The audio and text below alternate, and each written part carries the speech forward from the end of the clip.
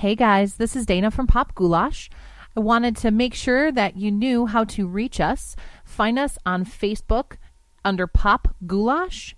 You can also find us on Twitter at Pop Goulash.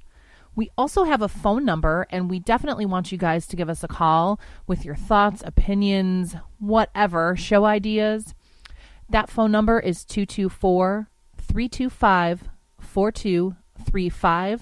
And you can also shoot us an email at popgoulash42@gmail.com. Thanks for tuning in.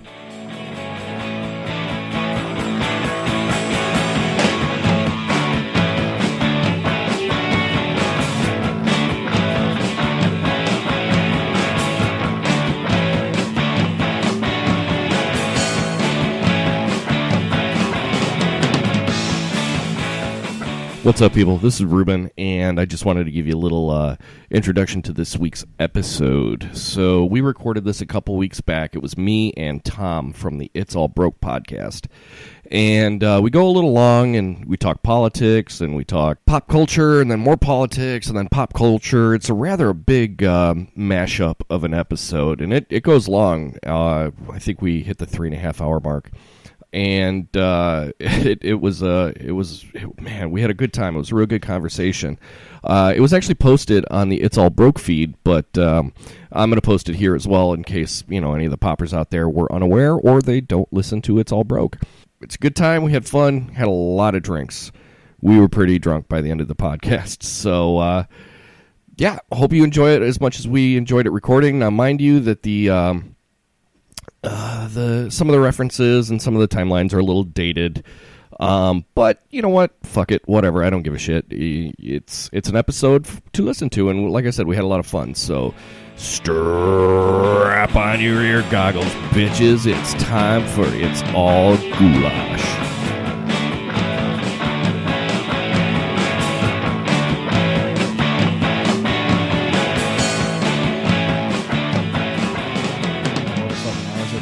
Shit, and I never got paid. Fuck this.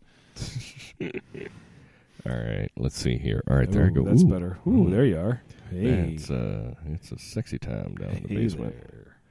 There. All right, man. Well, whenever you're ready. All right. Hey, everybody. Welcome to It's All Broke. I am Tom, and we have a special guest in the house tonight. Actually, I heard you missed me. I'm back. Actually, I am the special guest. I'm recording remote from what is this? The Hood Cave. The Hood Cave, the Pop Goulash world. And what the other voice you hear over there is my buddy Ruben, who is one of the... How many hosts do you have over there at Pop Goulash now? 3. 3 of you? Yeah, when we get together, I've kind of just come to the realization now that we're just going to be like the Nerdist. And nice. I am the fucking Chris Hardwick of this shit. Like, I would say that maybe like Dana is Matt Myra and Carlos is Jonah, Jonah Ray, because Carlos just comes and goes as he pleases, whenever he decides to show up. Right. And Dana's MIA a lot, but that's only because she's got a ton of shit going on in her life right now. So, yeah. But yeah, at this point, I'm just keeping the flagship. I just recorded an episode on Tuesday, just recently, with Michael Basinger of the Inglorious Bastards. We did a whole 2-hour podcast on Star Wars. It was fucking glorious. Yes, I started to listen to that because I just saw Star Wars. Dude, it was dope. Dude, it was so good. All right, we need to talk about that. Right on, dude. But I'll talk about Star Wars all fucking night. I don't give a shit. All right, so... we doing a what we drinking section tonight? We'll do a what we're drinking section tonight. I am drinking, and I believe, Ruben, you're drinking the same thing. I am drinking the same, because fuck yes. We are drinking Friday night. Lagunitas Brown Sugar. Oh, these are so good. Thanks to Ruben, and thanks to the Hood Cave fridge. Felicidades. What? Felicidades, man. It's a party. Oh, that's right. You speak Spanish. Feliz Navidad, Merry Christmas. I know Feliz means happy. Felicidades is, it's like the plural of that shit. Happy party? Yeah. Oh, there you go. All right, then. We get international up in this beach. So yeah, this fucking shit is delicious, and they only release it really this good. time of year, and it's hard as fuck to come by. So I usually when I buy it, I usually buy 2 6-packs at a time. But I was being generous at Benny's tonight, and I only bought one. It's really good. Have you? There's a lot of beers that release only this time of year. Yeah. You've tried the Goose Island, all the bourbon stouts, the bourbon counties before. I've had one of them, and it's good. And it was one of those where it's like, I was at the Roundhouse actually, and they had them in bottles there. Yeah. I don't know how they ended up getting a score of them, but they got some, and I got one there. It was fucking nice. delicious. Yeah, and that shit'll get you. That's like 15%. Yeah. That'll get you fucked up in a Right. hurry. Jeez. Yeah. What was that? That Samuel Jackson on Chappelle Show, where it was the beer instead of Samuel Adams, it was Samuel Jackson, and it was Chappelle doing his Samuel Jackson impersonation. At the very end of it, he's like, "It'll get you fucked up." I didn't see that. Oh, dude, it was like the first episode ever, dude. It was fucking great. I might have seen it. I may not have. I may not just remember Yeah, it. because that's what he's like yelling at, like Bill Burr and all the other white guys. He's like, "Haven't you ever heard my beer?" Wait, it was like, why are you yelling? Haven't you seen any of my movies? This is how I talk, motherfucker. My favorite Chappelle Show bit is still the bit where he's the fucking Klansman. Oh, Clayton Bigsby. Clayton Bigsby, the blind Klansman. Right? The black Klansman. It's fucking great. Oh, man. And he divorced his wife because he couldn't live with an N-word lover. Oh, God. Oh, Jesus. Oh, well. He's written 6 books to date. Why is that surprising? You didn't think I could write them books? Oh, man. Dude, he's got 2 specials dropping. Yeah. On New Year's more? Eve. He's got 2 more On dropping New Year's Eve? Yes. Really? On Netflix. The last 2 were fucking hysterical. Dude, they were great. They were really, really good. We're just delving into pop goulash. Sure. Yeah, fuck it. You know It what? doesn't Maybe matter. what we could do is we could just record one long one, and then just you could release it on It's All Broke. I'll release it on Goulash, and it'll just be a swap cast, and we could both have a fucking episode for the week and not have to worry about recording 2 separate podcasts. We can talk about whatever the fuck we want. There you go. And just, be done with it. And we're going to probably get into some political shit tonight. It is what it is. That's what It's All Broke is. And even though our format is changing a little bit, which I've talked about, but that's what It's All Broke is a little bit political and current events bullshit. Tonight, so we are It's All Goulash. We are It's All Goulash. So fuck it. But yeah, dude, I love this beer. This is really good. I keep looking at the bottle because they used to brew in Chicago, right? They still do. Well, no, they started off in California, and then they opened up a brewery in Chicago. Okay. And I brought you some Fist City, which is definitely... Dude, Fist City is delicious. It's some good shit, yeah. Man. I like it better. I actually like it better than Antihero. Really? Well, Antihero is just so hoppy. Yeah. And I don't mind hops. I don't mind a real hoppy beer, but my problem with a real hoppy beer is the next day, holy fuck.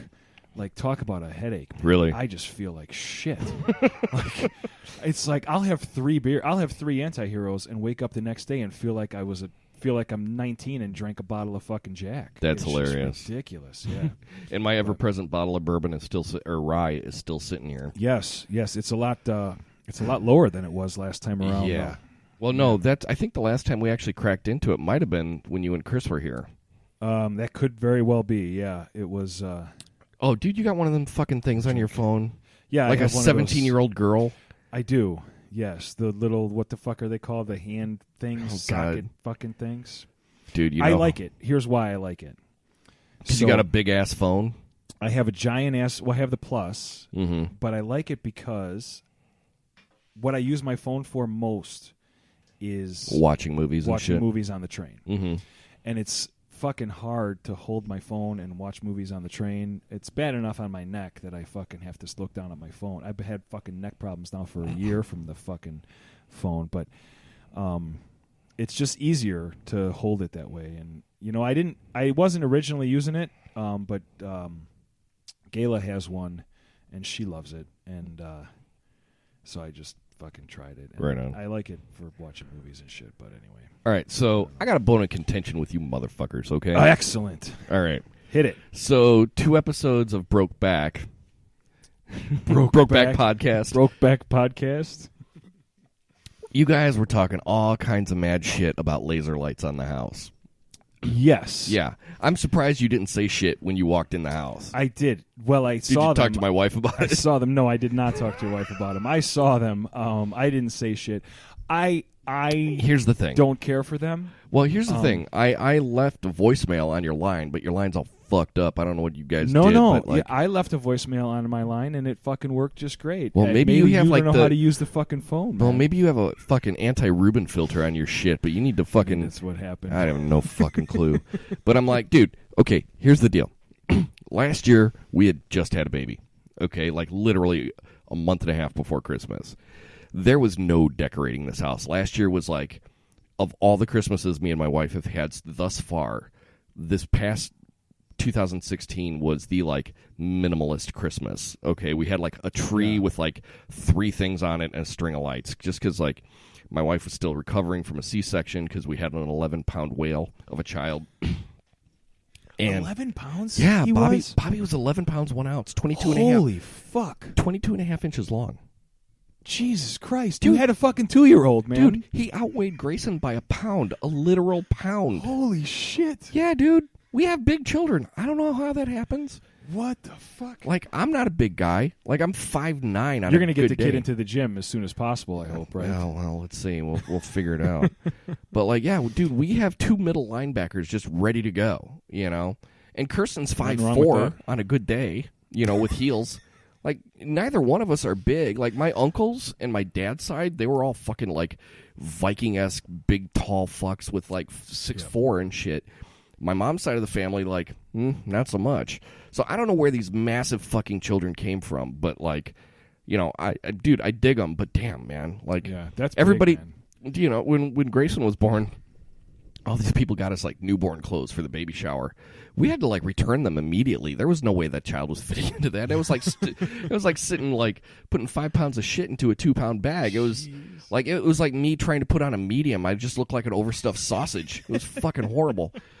So, like, anyway, so there was none of that. There was no decorating the outside of the house. So I'm like, fuck it. Right. We went to Target, and those laser lights were like $19. I was like, decorate it for Christmas. Because they're really fucking expensive. Yeah, we now. got it on a Black Friday special. Okay. And it was like $19, and I'm like, fuck it. This is like perfect for when you are in a pinch, okay? And then Grayson fell in love with the fucking thing. I almost put like the standalone base on it and put it in his bedroom. So then this year, like, we did the combination of the two. Yeah. We actually have lights out like a normal human being, and then we have the laser lights. Now, my neighbors next door, they only have the fucking... Well, no, their house is decorated. Oh, do they? But they also have... Yeah, they've got, like, lights and shit. But they also have the massive inflatable fucking Santa. I don't like those in the big... Dude, Kirsten fucking hates those things. I'm with Kirsten on those. And it's Kirsten, right? Yeah, Kirsten. I always fuck it up. You always fuck... Everybody fucks it up. My mother's fucked it up for 7 years. Like, that this woman has been in my life, and my mom has continuously fucked it up. Hi, Mom. You never listen to this. You don't know the fucking internet. My mom doesn't listen either. She stopped listening because she said I swear too much. Yeah, I don't have the Chris fuck counter right now. That's all right. It's at the house. Fucking. No, fuck, actually, fuck. I don't have it anymore. It's all good, dude. It's all broke. Fuck, fuckity, fuck. All right, there you go, bitches.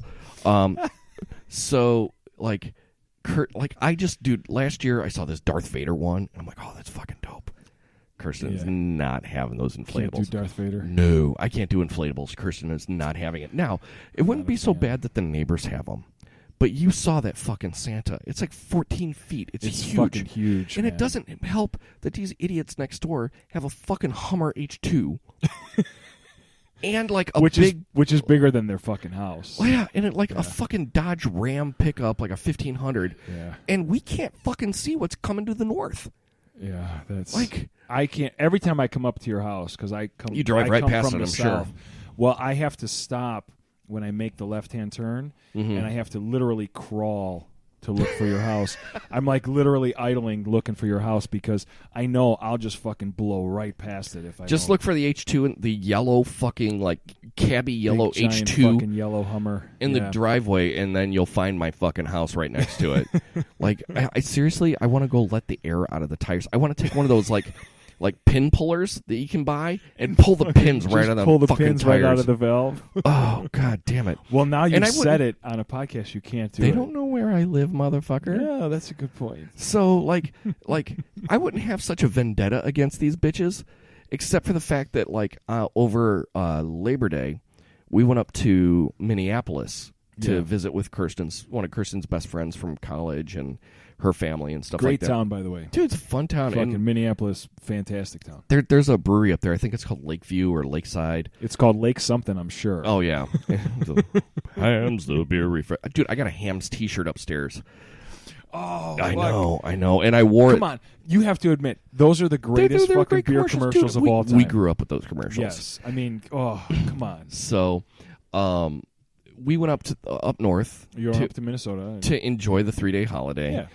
And when we came back, Nice. we found out that my neighbors had a party. Okay. And my garden was cleared the fuck out. What? They stole whomever. I don't know if it was them or one of their guests, but they stole like a gang of fucking poblano peppers. Holy shit. We had like a fucking white eggplant plant. Yeah. They stole like 7 eggplant. Like, how do you... What the fuck are you doing with eggplant at a party? I mean, I could see the poblanos. I don't know. Maybe you're making fucking frozen pizzas or something? I guess. I don't know. And then like they what stole are you doing like with the eggplant. a gang of our tomatoes. You're gonna make fucking Parmesan? Well, here's at the a thing. party. They're Hispanic next door. What the fuck? There's no eggplant in Hispanic Mexican food. There's not. I'm sorry. There's not. Look. There's no such thing. Eggplant taco. No. There's no such thing as fucking eggplant fajitas. Okay. You don't get pozole with fucking eggplant. Yeah, I don't think so. Not even white eggplant. I've never had it. No. Dude. I can't remember the last time I had eggplant anything. Like if they were Asian, that might be like passable. I could figure it out if they were Italian. But no, they're Mexican. Sure. I love me some eggplant Parmesan though. Dude, dude, you know where I've had the best eggplant Parmesan? Is Buca de Beppo. Really? Buca's got an amazing eggplant Parmesan. Dude, I eat the fuck out of some eggplant Parmesan, yo. There was a restaurant where I grew up in Elmwood Park. Well, I didn't grow up in Elmwood Park, but there was a restaurant in Elmwood Park. For those of you who don't know, we're in the Chicago area. We're in the Chicago area, and Elmwood Park is, how do you say this? Connected? Is that the right word? Let's say like wife beaters and slick back hair. Okay. And tracksuits are very popular. So there was a restaurant on North Avenue. Why did they call it a Venti, eh? It's because Venti means 20, dumb fuck. Yeah. I think it was on North Avenue in Elmwood Park. There was this little Italian place.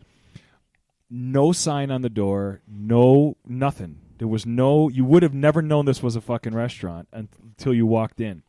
And every time you walked in, there was a fucking back table full of and it depended on the time of day, but there was at least 4, sometimes 12 guys just fucking sitting around in fucking suits and fucking sweatsuits, of course, playing cards. If they aren't Russian, they're Italian. Oh my god! And every time I fucking walked in, and they knew me because they knew my dad, and every time I walked in, Tommy, come over here.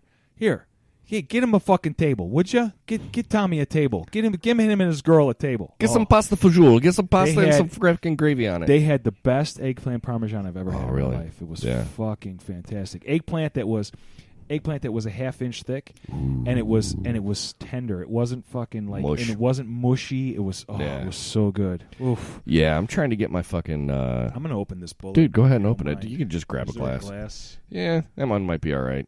This one looks like it has actual shit in the bottom. You know what? Over in the bar. No, I fuck it. You know what? This looks good. Yeah, this is clean. We took shots out of that. It was with alcohol, so we're good. That's fine. It'll be fine. Anything that's in it, the bullet will kill. Yeah, for sure. Dude, that fucking rye is delicious, man. It's really, really good. I'm a big fan of rye, and the Bullet rye is really smooth, a great, man. affordable rye. Dude, that bottle was $45 at Costco. And this is a lot of fuck. It's a $7.50. It's a handle. Check Twitter because I'm going to be putting it on. I have the picture that I'm going to throw on Twitter. It's a $1.75. It's a fucking handle. Yeah, it's fucking big. It's fucking delicious, dude. But I interrupted you. Go ahead. What were you saying? I don't know. Fuck my neighbors. That's basically what I was getting to. I'm not a big fan of those lights, like the lights that you have. But I understand that, and in a pinch. And you've decorated other than that. But I will just say I don't have as much of a problem with them as some people do. Right. Yeah, dude, because I basically told you guys to suck my dick in the fucking voicemail, and that's when I texted you. I'm like, man, I fucking can't, because I ranted, dude. Because you get 3 minutes on Google Voice. Yeah. You get 3 You get minutes, 3 minutes, and and you that's just fucking let it and go. I let it go. I wish we had it, man, because I God, would it was totally play it. I would totally play it live. It'd be fucking great. But yeah, I don't have it. I do show you as a missed call, though. Yeah, I don't get it because I definitely left a voicemail. Yeah. You got to leave an outgoing message, though. I know. I got to fix that. It's like when you call it, it's just like 815-6 broke 0. It doesn't even say 6 broke 0. It says the number. Yeah, 627 something. I don't even know the fucking number. And I'm like, did I dial the right number? Fuck. I don't know. Yeah. Rewind the podcast. All right, yeah, I got the right number. I got the right number. Fuck, I don't know what I'm Yeah, it shows you as a missed call, but it Yeah. doesn't show you as a voicemail. Yeah, I don't dude. know, but whatever. So, yeah. What else is going on, man? We've got Today- we've got some. There's some fucking crazy shit happening, dude, man. there's always crazy shit going on. Fucking Trump is, I'm sorry, I'm gonna beep that. You're gonna beep that, okay? For the pop goulash side, I'm gonna beep it. For the sake of the fact that whatever, you can beep it. I don't give a fuck. But I don't. 45. I don't give him that much credit. I will say his name. 45 fucking sign that tax bill into fucking law, which yeah, I'm torn on this. I get it. We needed tax reform, but 1.5 trillion to the deficit. Yeah. Or no, is it trillion? Yeah. Who gives a fuck? At this point, it's imaginary money. It's fucking imaginary crazy. money, and I don't understand it because it's like, look, you just basically were like, all right, this is you know what this is? It's George Bush in 2001. Y'all gonna get a check for $300. Oh fuck! $300. Everybody, we got a surplus because Clinton had a surplus, and we're gonna give y'all $300. You know what? Ruben never got that $300 because my mom claimed me on my taxes because I was still in college at the point. And you know what? Fuck you, George W. Bush. You can suck a big, rotten, dirty dick. Although I would say I would prefer you to be in office now at this point. But that's frightening, though. You know, and that's fucking scary, though, man. Because and I've heard a lot of people say that. I've heard a lot of people say we'd rather have George Bush. But let's not forget. Oh, George Bush gave us shit. fucking Iraq, Afghanistan, the Patriot Act. I mean, talk about man. Talk about fucking talk about Chappelle, his Black George Bush sketch. Yes, yeah. He tried to kill my dad. He tried to kill my dad. This ain't about that. It's about the oil. The tax thing, man. Dude, I'm torn. I'm torn because I think. Look, the tax break. Everybody's getting a tax break. Everyone's going to pay less taxes. Yeah, but even if you're losing deductions somewhere, you're going to make it up somewhere else. Look.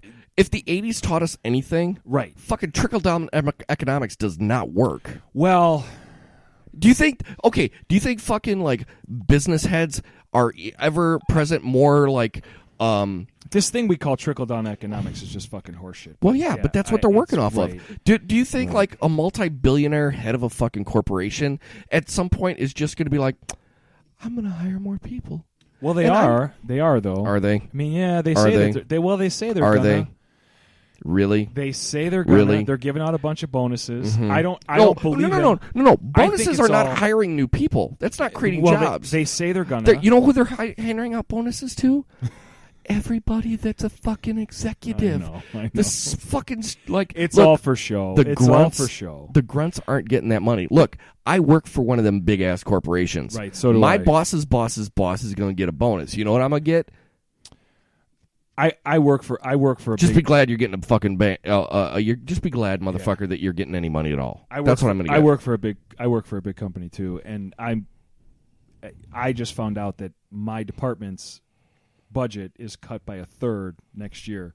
So but y'all are going to get already started looking for a new job. But your corporation is going to get a massive tax break. Well, they're all going to get massive tax breaks. And here's okay. This is why I'm leery, though, with this whole tax break thing. I don't give a fuck that it's for show. I don't give a fuck. If they want to give bonuses to executives and all that bullshit, you know what I don't this give is? a fuck. Give everybody a fucking bonus. Cut everybody's fucking taxes. And you know what? If you cut my taxes by 3% and you cut my fucking boss's taxes by 30%, I'm okay. I still get a 3% tax cut. But my fucking problem with this is they're not doing a fucking goddamn thing about spending. Yeah. They're still spending an insane amount of money. The fucking military spending is still going up. Everything, and that's a fucking tax. That's a tax on our fucking kids. Yeah. That's a tax on our kids and our kids' kids. Regardless of if you're going to do it by inflating the dollar and just fucking printing more money, or if you're going to do it by just fucking just borrowing and just continuing to borrow and just increasing the debt. Well, it here's the doesn't big fucking thing. matter. It's, like everybody's always bitching about like all the entitlements and all these social programs, The social programs make up such a tiny bit of the fucking of our budget, but like the military spending, it's like, look, the military is going to buy $700,000 million worth of big fucking rocket dicks to fucking sit in a hole somewhere because they're not going to get shot off because we're not going to be using them. No. But they're there, goddammit, and we're America, and we're going to fucking be the police of the world, and we're going to bomb everybody, and we're going to fucking tell Kim Jong nut job over there that like nice. Hey, dude, I listen to the show, but we're gonna tell Kim Jong fucking nut job over there that we're gonna like we have a bigger missile dick than he's got a bigger missile dick, and each of these fucking bombs that we're building are gonna be $1.5 million a piece, and we're gonna build 700 of them because you know why? Fuck you, that's why. But yet, like, okay, healthcare, like, and I know you guys have your issue with the healthcare thing. Well, I do, but like. And I'm not one of these people that think that like the government should 100% take care of their people, but there are people that the government does need to take care of, the elderly, like, and this is your hippie liberal friend talking. I get it, man. I get it. I understand where you're coming from. As for me as an anarchist, right? And I perfectly own that word. I own the word anarchist. I am completely anarchist. Okay with that. Say what you will about the tenements of fucking socialism, but at least they have an ethos. I feel like all of those things are better done by the free market. But go ahead. Understandably. I don't want to cut you off. Understandably. So, like, there are some things that we need help with, okay? There's a homeless problem, and everybody wants to say, well, the church needs to take care of that. The church ain't taking care of that because the church is taking care of the church, And, yeah, like Adam said, well, then that's up to me to donate to, to help them out. But let's face it, is Joe fucking Plumber going to go out there and help out? Is he what is the average American doing to help out the homeless veteran population, the homeless fucking mental folks? Now, nothing. Right. You know what they do?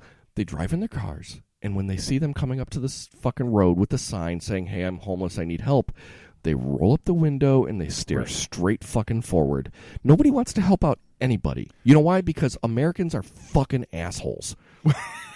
That's why. But if I gave you back.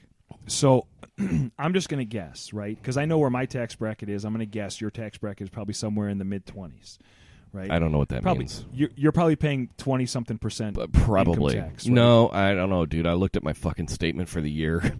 It's like, where did half of my fucking money go? Like, literally. I see what the gross is. I see what the net is. I'm like, where the fuck did all my money go? What the fuck happened? But if we gave you... I bought a lot of bombs this year. Like, I want... You know what? If we're going to drop a bomb on somebody, I want my name on the side of that motherfucker. You're not buying bombs. You're not buying bombs, though. You're buying a military presence in Yemen that's supporting the Syrian blockade that's starving innocent families to death. You're buying military support in Libya that's supporting the slave trade then in you Libya. Know what? My name should be on the side of a tank, like your name shows up like on a brick outside of a fucking... Fuck that. I want my name on the fuck... I want It's All Broke on the side of a tank. You know what? Like, I want fucking... You know who's on the side of that fucking tank? It's All Broke on one side and Pop Goulash on the other. You know who's on the side of that fucking tank? Fucking Blackwater. That's who's on the side of that fucking tank. But if you... And this is... I've already... See... And regular listeners of It's All Broke will know this, and they have heard this a number of times, right? My anarchy is more moral than it is practical. I understand that. It's a moral position, and it requires things to happen in order for us. We can't just flip the switch, right? The biggest thing with this is you have to get rid of the spending. You have to get rid of... Oh, absolutely. Like we talk... I mean, I hate to say it, but it's if you don't use your cut, words. Fucking, I'm trying to figure out where I'm going with this. If we gave you That's back, what she said. if the government gave you back all of your taxes, if you no longer had to pay, let's just say for sake of argument, we don't eliminate the government tomorrow, but we eliminate the sales tax, and we only allow you, the government, I say we, fuck this we bullshit.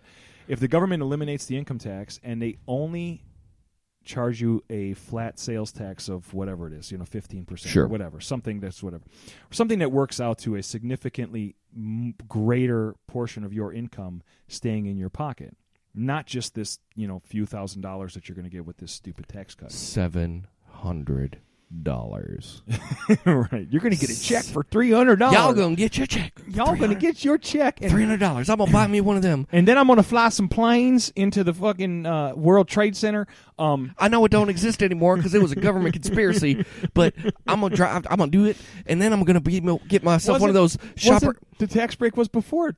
Yeah, it was. It was before, yeah. And then I'm going to buy me one of them. What was it that David Cross said? I'm going to buy one of those sharper image foot massage things. Sharper image foot massage things. But if you had that money back, would you be more generous? Would you be more? Yeah, and you're a pretty generous guy anyway. Yeah, I would be. Yes, me personally, yes. Yeah, and so would I. And I feel like I'm. I don't know that I'm a generous guy. I mean, I want to believe I am. I'm certainly. I'm just a modern guy. Throw a belt over a shower curtain rod. I'm generous in places that probably don't count. But he's like, I take care of myself. I take care of my family. No, that's not true. I just don't. I don't give the charities. But I regularly will buy shit for homeless people and will give fucking money to homeless people. Well, here's the thing. Now, this is something that I wanted to bring up on Pop Goulash, but it wasn't really the proper topic to bring up on Pop Goulash. And I'm gonna bring it up now, and it's gonna go out on Pop Goulash because fuck it. So every time you walk into a place, and I saw a video about this on Facebook that was printed from somewhere. I don't know. It's a while ago. Now, say you go to, and I'll use Panda Express because I love me some Panda Express. God, it's so delicious. Love me some orange chicken. Oh my god, fuck yes. Shanghai beef. I don't eat that shit often, but when I do, motherfucker, give me a triple plate of orange chicken. Oh, sweet and sour sauce all over my pussy. Like, oh my god. Like, I love that. I love it so much. I love it, but it makes me shit. It makes me pee water out of my butt. It makes me fucking... like, it's the worst. It it's really the worst is shit the worst, ever. but it's so good. I don't know what they put in it. They fucking... It's crack. It's not chicken. I swear to God, it's not chicken that they put in the orange chicken. It's fairies. They cut up fairies. They cut up fairies and unicorns, and they cover it in unicorn horns. They put it in breading and fucking like it's got to be like ogre jizz. I don't know what the fuck it is, but it's so good. All I know is it's fucking delicious. Oh my god! Like, oh, give me a triple plate. Give me the fucking give me the veggies because I have to have one thing that's healthy on the plate. Fuck that. Or if I'm feeling particularly fat because I'm back to like my pre-getting married weight. Oh shit. Yeah, dude, I weighed in at the doctor. I had my 39th end of year fucking physical, and I'm up to 222 again, and I'm like, oh, I can't fit into my pants anymore. I hear you, man. So, it's like, give me a triple plate, give me the fucking Shanghai beef, give me a double dose of the fucking chicken, the orange chicken, and a fucking that hot red sauce. That hot red sauce. And you know what? Whatever is in that, it's fucking. You know what? It's dragon jizz, dude. It's got to be. It's got to be dragon jizz, and I'll drink it with a fucking straw, man. So good. So, but when you get to the final checkout, like after you've purchased your 9-gallon glass of fucking soda pop or whatever, right. I always get the tea. Their tea is pretty good. The tea is actually pretty good. It's actually fresh brewed tea. I'll take that. Yeah. I don't drink soda, so I try not to, man. But dude, a Diet Coke, isn't it? I will go to fucking Panda Express and I will get a fucking triple plate of orange chicken, which is like 4,000 fucking calories with the chow mein. The chow mein is always like rice. Dude, the chow mein is like 550 calories. But I'll do the fried rice because I like the fried rice better. But then it's like, no, I don't want a soda. Just give me a water. or give me a fucking tea or something. Like it's gonna. Oh yeah, you're not gonna fucking get cancer from the whatever's in the orange chicken that makes it taste like heaven. Right. But then, like, 3 hours later, like, all the sodium, your fucking fingers can't, like, you can't close your fingers more than, like, a fucking G.I. Joe Kung Fu grip. So then, like, we get to the fucking counter after you've gotten your egg roll and your fat fucking cream cheese rangoons because nobody puts crab in them motherfuckers anymore. No, it's all just. And you get your fucking orange sauce and you get the fucking teriyaki fucking jizz, the brown sauce because you got to get the two, especially if you get rice. Because I can't stand fried rice. So, like, I don't know. I grew up eating. I like fried rice. Dude, I grew up like. So, like, one of my moms, because I got two. Fuck you if you don't like lesbians. I don't give a shit. You eat my fucking dick. I'm a big fan of lesbians. Well, there's a lot of your conservative fan base that probably are like, no, I don't like them gay people. Fuck you guys. You know what? Don't listen to my fucking show. I don't give a shit. Hang up right now. I actually think that that the conservative fan base is probably more open to things than you think. You know, I just always they're at least assume, more accepting. I think lately. Well, recent years. No, anyway. I don't know. Anyway, so like, I want to know where you're going with this fucking because we've completely. Oh, it's completely gone. We off made rails. a left turn and then another left and then a right and we drove like 40 something miles away from your original point. 2 wrongs don't make a right, but 3 rights make a left. Okay, so you get to the end, you got your tray there, and you're looking at all this fat fuck food. And you're, like, thinking about how delicious this shit's going to be when you put it in your mouth. And I always get the chopsticks because it takes me a minute longer to eat it. And I always feel fancy when I eat with chopsticks. It makes you feel better about eating. I feel morally superior to all the other fucking mouth breathers that are in the store. Well, And have you ever noticed there's at least one Asian dude working in a fucking Panda Express just to make it, like, authentic? I think that's affirmative action. Yeah. Well, that or they own the place. God, maybe I shouldn't put this up for Pop Own Goulash. the place. We got to talk about my fucking gym. No, what? Why wouldn't you put this up for Pop Goulash? I don't know. Maybe our fan base is a little liberal. Anyway, fuck it. So you get to the end, and they're like, "Would you like to round up to the nearest dollar for Children's Hospital?" And I'm like, "No, I don't." Because you know why? I don't know. Really? Are you really giving that money to Children's Hospital? Then, if I do get, I'm warm now from ranting. I'm taking my hoodie off. I'm warm from the delicious 2 rye. or 3 glasses of rye that I've had. And they're not really glasses. No, you're taking shots. Glasses, but anyway, like when you give an organization, a corporation money to donate. One, you don't get a receipt for that donation. Okay. Depending on where you give, you most of the sometimes times do. Most of the time you don't. If you're giving it fast food, you're not getting that absolutely donation. not. You're not. Okay. Not getting, right. So are they then collecting that money, donating that, and then using that as a corporate write-off? In all likelihood, yes. So fuck you. Right. Okay? If I'm going to give the money... Not fuck me. Fuck them. Fuck the corporations. Right. No, right. So why should I give your company a tax break after I'm already fucking buying your fat fuck food from you? To turn around so you can be like, we're so good, we're giving all this tax money to these people, and they're going to feed children in Africa, and it's going to be great because we're just such a benevolent corporation that we're doing this shit, and we're going to give them the money, and thank you, Mr. 45, I'm going to write this off on my taxes so I can get an extra 35% boost, and my corporation isn't going to pay taxes, and I'm going to shit all over my 425 employees. Go fuck yourselves. I love being here. I love being on Pop Goulash. Man. Yeah. I agree with you. I agree with you 100%. I agree with you wholeheartedly. The system is set up. The system is set up so that the entire tax code. There's no reason for the tax code to be this complicated except for the fact that it's set up so that the fucking wealthy stay and get more wealthy, and the rest of us get fucked. Well, here's the thing. They are the ones who can afford an army of tax lawyers and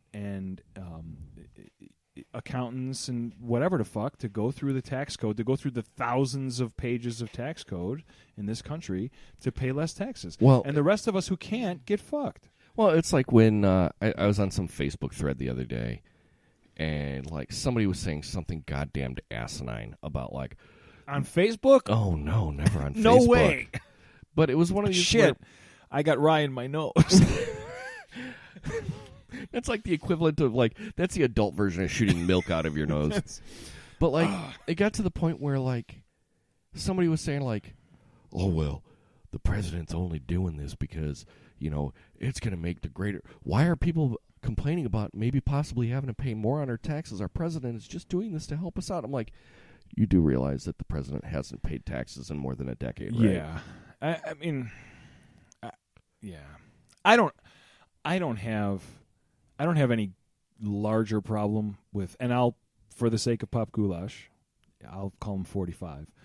I don't have any larger problem with 45 than I had with 44 or 43 or 42 or 41 or 40 for that matter. He's a fucking, listen, sorry, you know, you said that I might have a more conservative It's All Broke might have a more conservative listening audience.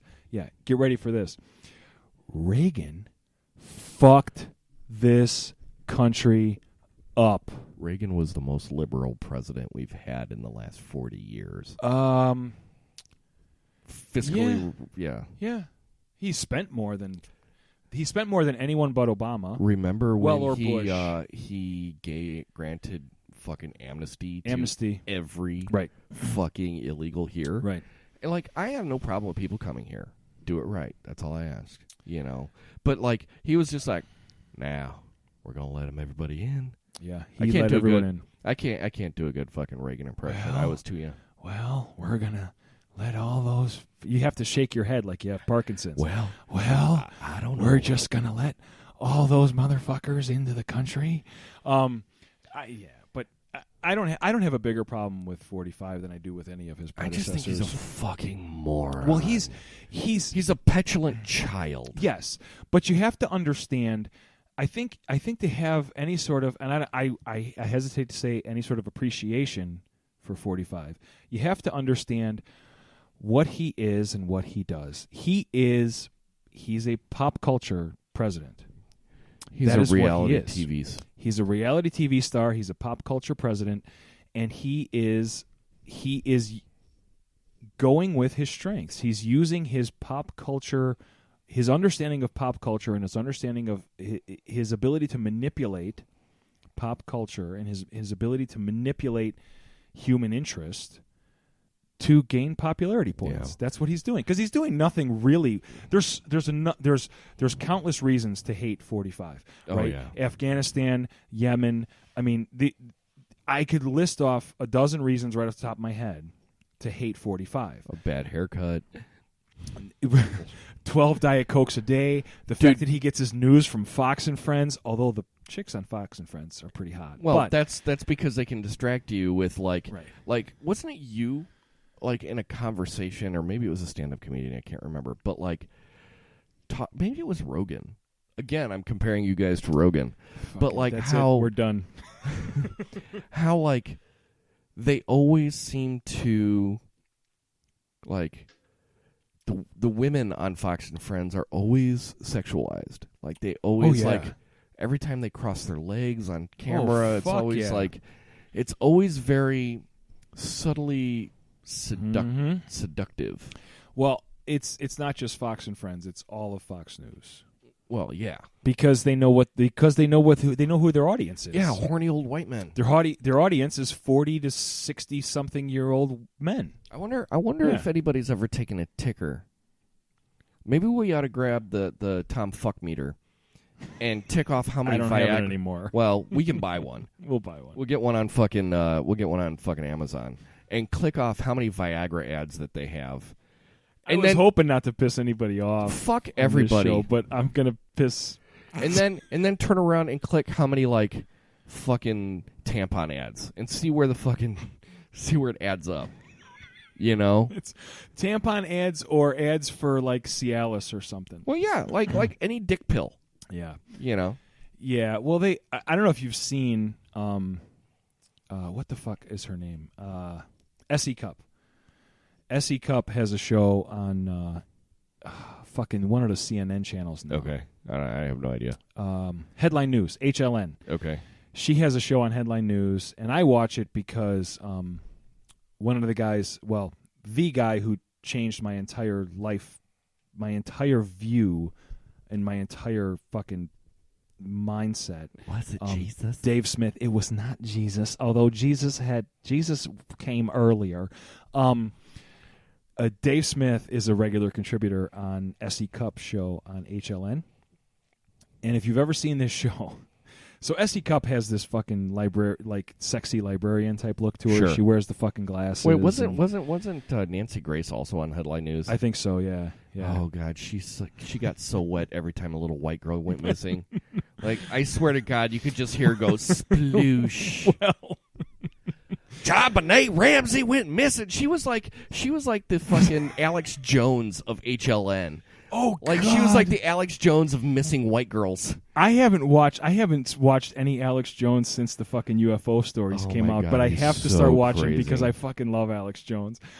But my point with this whole S.E. Cupp thing, if you've not seen this show on S.E. Cupp, this show on HLN, you have to watch like an episode and then compare it. Go back to the years when she was on Fox News, because she went. She was a Fox News correspondent. She was on Fox News, and then she was on CNN, and now she's got her own show on Headline News. And if you compare her on Headline News to like Fox News, to like when she was on Fox News, like Fox News, she was crossing her legs on the desk and wearing skirts and shit, and like with Headline News, she's wearing like fucking turtlenecks, and like it's like, okay, look, and I like her show because Dave Smith's on it, who host of Part of the Problem, and I'm going to plug that show because I hope eventually he starts plugging me, but sure, yeah, right, I'm going to fucking hold my breath. But it's fucking hysterical to watch that because it's like, oh my God, I remember watching you on Fox News and you looked like you were like Dirty Librarian, and now you're librarian. Yeah, librarian. That's funny. Like, but it's all Fox News shit. Right? But yet it's funny because like, you want a beer? Yeah, let's pause. I'm gonna go get one. I'm gonna crack open that fucking that hero box. All right, we had to take a quick beer break, so we're switching it up because if we drink any more of these brown sugars, we're gonna be fucking wasted. Yeah, and I had fucking two shots of the rye plus the brown sugar. That didn't fuzz very much. No, you don't want it to fuzz, dude. No, I wanted it to. That's what I wanted. You gotta go slow. I didn't get it. Oh, I'm sorry. It's like. Listen, man, I'm 47. At this point, when I get it, I'm just going. Okay. So, which one are you grabbing? This is a Northwest Hero from Revolution Brewing, and I'm a big fan of Revolution Brewing. Smell this one. It smells like fucking bubble gum. I can smell it from. I was gonna say I could smell it from here. It kind of has a real strong like bubble gum. It's real sweet. It's fruity. This also smells pretty sweet. Yeah. Yeah. Well, did you know that hops are actually a derivative and a cousin of marijuana? I didn't, but can I smoke them? God, I wish. If I put this in a bong, will it? Well, for one, it would just be liquid in the bong. It would not get you very far. This is fucking delicious. So, this is really good. Yeah. Holy fuck! So he has the Northwest Hero, and I'm drinking the Denali Hero. Yeah, this one's 7.5. What's that one? It's probably under the. You're age. gonna make me look at this, right? Because I can't. 7.1. 7.1. All right. Yeah. Oh, these are good. All right then. Well, definitely gonna have to try that one. Looks like I'm gonna be sleeping in Ruben's basement. Better than sleeping in your car in the driveway. Oh fuck! Let's not tell that story again. There's no pool in the backyard for you to fucking wake yourself up in. Shit. I mean, there is, but you'll be fucking diving into a pile of ice. It'll be like fucking... Dude, okay, so back to my dipshit neighbors.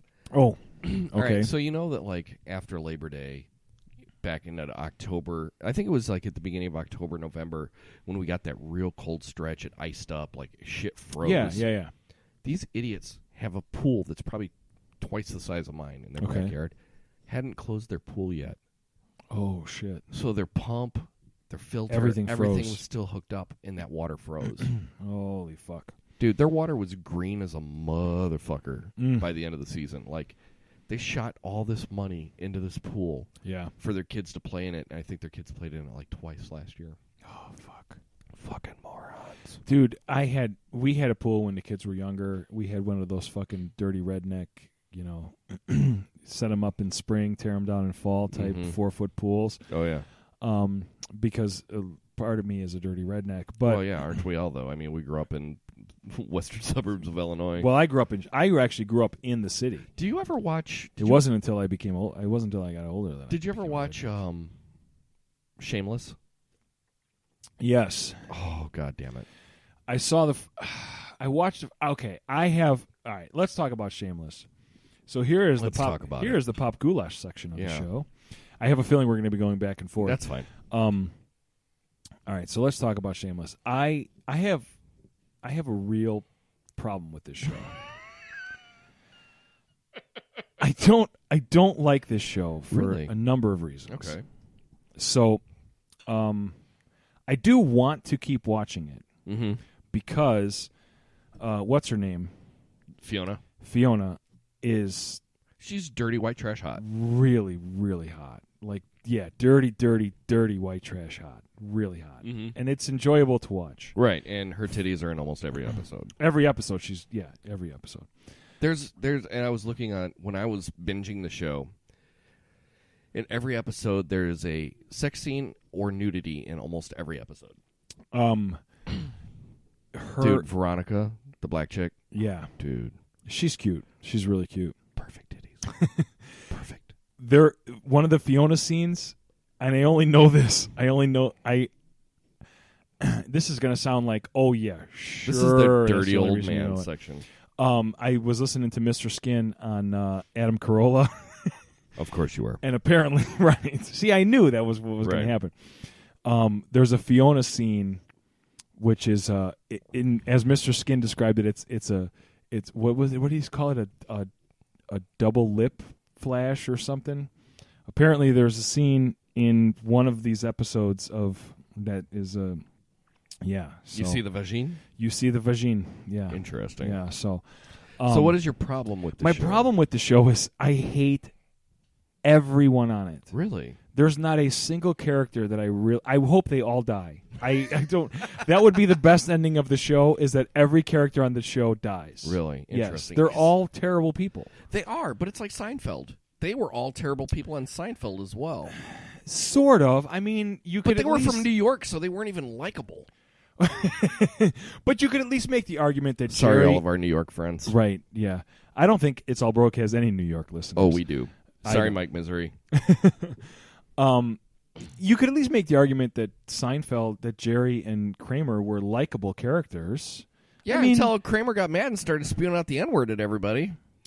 That wasn't Kramer. That was dude. Actually Michael Richards that did right. it. But how different were dude, have you seen UHF?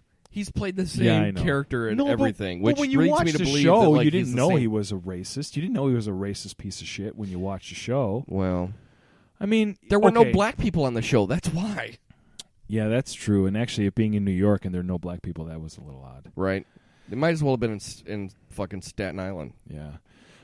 But at least, I mean, okay, so Jerry was a likable character, at least. I mean, he was quirky and he was weird. Did you know that Jerry Seinfeld is a highly functioning Asperger's case? That doesn't surprise me in the least. Yeah, that just came out recently. I was pretty surprised. I'm not even the least bit surprised. He's very quirky, weird. So, like, I really related to a lot of it. Because I grew up in Seinfeld or Shameless? Shameless. Because I grew up in that fucking... Oh, I related to it. White I just trash. didn't like it. Because, like, maybe it's because you related to it a little too maybe much. too much. Except, like, your folks were more on the side of the law, and my folks were on the side of the not law. Not my folks. My family. Not my folks. So your folks weren't... I thought your dad was a cop, too. No. Oh, okay. I'm sorry. I misunderstood. No. In fact, my dad in the Chicago Police Department, and several other. Please tell me your dad was like Frank. Tell me your dad was like Frank. Don't get along very well. But like I've always related to Lip, the oldest guy. kid. Well, he and Fiona are the two main. They're the main characters of the show. But I always related. They're to the him. ones that have to be redeemed at the end of the show, right? Because for him, like I related to him because he was the smart one, and he was the one that like even though he was part of the shit for most of it, like he was doing his best to try to get out of it. And I always related to that because no matter how fucked up my family was, I was always trying to get out of it. You know, while everybody else in the family were running a hustle and trying to get rich quick and trying to do this and living off the state and being fucking siphons and leeches, like Lip really seemed to me that like he's really trying to get out of the situation that he's in. And he gets into some fucked up situations and he ends up banging his teacher in college and all kinds of shit goes which awry. I have no problem with. Right, and she was That's not what I have a problem with. and she was really banging too. But like I related to it on so many different levels that like seriously I binged 7 seasons on Netflix in about a month and a half. Yeah, I think I watched 3 seasons of it in like a week. Yeah. Or like 2 weeks or something. Yeah. But yeah, I loved that show. Love it. And I'm mad that I don't have fucking Showtime to watch the 8th season right now. So I got to wait like a year until it comes out on Netflix. Yeah. Yeah, I hear you. I mean, I get it. And maybe that's why I don't like it. Is just because it's just so it's very real. Yeah. If you grew up, if you grew up in back in the yards. If you grew up in the city in Chicago in one of these, lower middle class South Side type families, and I grew up North Side, but it's a similar experience. It's not much different, right? The only difference is I didn't have 6, 8, whatever it is, brothers and sisters. I think I had a gang of kids, man. Yeah. I mean, I was an only child of a carpenter and a secretary. You were an only child too. Yeah, I'm an only child. How did I not know that? I think you did at some point, but maybe I've just blocked it. Probably. I'm like, no, fuck you. I'm the only child in our crew. I'm the only one. I'm the only one. Well, that explains a lot for both of us, then, I suppose. I know, no shit. Only children. Listen, this is public service announcement to parents out there. Don't have your kid be an only child. Seriously, that's why we had to. Let them have siblings because only children only grow up to be fucking assholes, crazy fucking ridiculous lunatic fucking retarded assholes. Well, mostly because we grew up around adults, and that's all we grew up around. Right, and we grew up around adults thinking we were the center of attention. Right, or that we thought we were adults, or we were constantly getting shuffled out of the fucking place. Right. So, like, we grew up with this false sense of maturity because, all we hung around with and associated with were adults, but yet we were constantly getting kicked out of the fucking room because we were passing joints around. And then what are we going to do? How are we going to grow up then? Like, really? I didn't pass joints around. This is no. My parents. Oh, my were parents. passing. Right. Parents. Yeah. Yeah. So like I didn't pass joints around until I was at least 16. But okay, talk about passing joints around. So I miss passing joints around. I miss passing joints around too. Although I did just recently pass a couple around. Perfect fucking story. Need to see. I wish I could see Star Wars Blaze. That would be Rogue great. One. It was fucking great. Rogue One was. I was high as a kite and was fucking incredible. But I just texted you this, and this is relevant because Pat Denizio just died. Yeah, dude. And dude, I'm not one of these guys that is like, oh my God, he died. He meant so much to me. Fuck. Okay, whatever. It sucks that he died. It sucks that he died. But this is 2 in a row now that have died that have been pretty significant in my life. Tom Petty being one. And then now Pat Denizio. And Pat Denizio was significant because I remembered after he died, the first time I ever got high, I was ripping bongs. We talked about that. In a buddy's dorm room, listening to Especially for You. Really? And, Green Mind. Fucking... Oh wait, Green Mind. Green Thoughts. Green Thoughts. Green Thoughts is on Green Thoughts, but Especially for You is Blood and Roses, right. Behind the Wall of Sleep, Lonely Place, Without You. Fuck. Well, and I told you too that like that's their first one. And what a great record that is. Because Green Mind is Dinosaur Jr. Oh, Green Mind, Dinosaur Jr. Yeah. But Green Thoughts is Smithereens. And I think they were relatively right around the same time. I think so. Yeah. But like I told you too that I had seen that like. We had my high school graduation party in like August of '96 or something. Yeah, July or August of '96. And then we went downtown Aurora because they were having Aurora Days or some shit thing or another. And the Smithereens played downtown Aurora. So we just brought some blankets, chilled out, and watched the Smithereens play. They were excellent. They were a great live band. live. And I saw them I think maybe 1 or 2 times after that. I saw them twice. First time I saw them was at NIU, and the second time I saw them was I think it was the Aragon. Really? Okay. I think it was the Aragon. It was one of those small places in the city. Yeah. I don't remember where it was, but the first time I saw them was at NIU at the fucking at the student center, the John Holmes Student Center. It's John Holmes Student Center. Oh my God! What a fucking great show! I only saw 3 shows at the Holmes Student Center. In the Duke Ellington Ballroom, I saw Faith Evans. Oh, she did a show, and it was like, what, 3 years after Biggie died, I think it was. I mean, it was, okay. And like, because she was Biggie's wife, Biggie Small's wife. Yeah. And then I saw G Love and Special Sauce play at the in the ballroom, and I actually I was part of the concert committee. I got G Love to play there. I'm like, oh yeah, man, tons of people are gonna go. We sold like 150 tickets. Oh jeez. And then downstairs in the student center, they had that like right where the cafeteria was. Yeah. Across that, they had like those multi-purpose rooms. I saw the Plain White Tees play there. Oh, that was after my time for like, sure. Oh, dude, like there was probably a 10-year gap between the time that you went there and I went there. I think I got there in '99. You graduated in '89. I graduated in 92. Might as well have been a 10-year gap at that point. 92? Holy fuck! Jesus Christ, am I old? Damn, dude, 92. you old. I'm old. Fuck. So where's my cane? Right, I got a couple of them, man. I got one of my granddad's from World War II. You can have it. Oh, nice. But so I saw Plain White Tees open up for Alkaline Trio. Oh shit! It sucked so fucking bad. Now everybody knows Plain White Tees from "Hey Delilah, won't you?" Right, that's the only song they have. Yeah. Now when I saw them, and it isn't even that good. It's No. a fucking shitty song. When I saw them, they were a little pop punk band that their whole gimmick was they wore plain white T-shirts when they played, which is why they were called the Plain White Tees. Right? Yeah, out of Downers Grove. Yeah, I knew they were local. I didn't know they were Downers And when their Grove, very first record came out, they did a record release party at Kiss the Sky. Oh, really? Mm-hmm. Oh, that's cool. Same thing with Fall Out Boy. They played at Fall Out Kiss the Boy Sky is also too. local. Yeah, right? Winnetka. They're Chicago boys. Yeah, Winnetka. Yeah, but fucking rich kids. But before they even like put out an album, they played at Kiss the Sky. They fucking sold out, man. Dude. We ripped, like me and this guy I worked with, his name was Nick, we ripped on them so hard all night. They were fucking sloppy and shitty.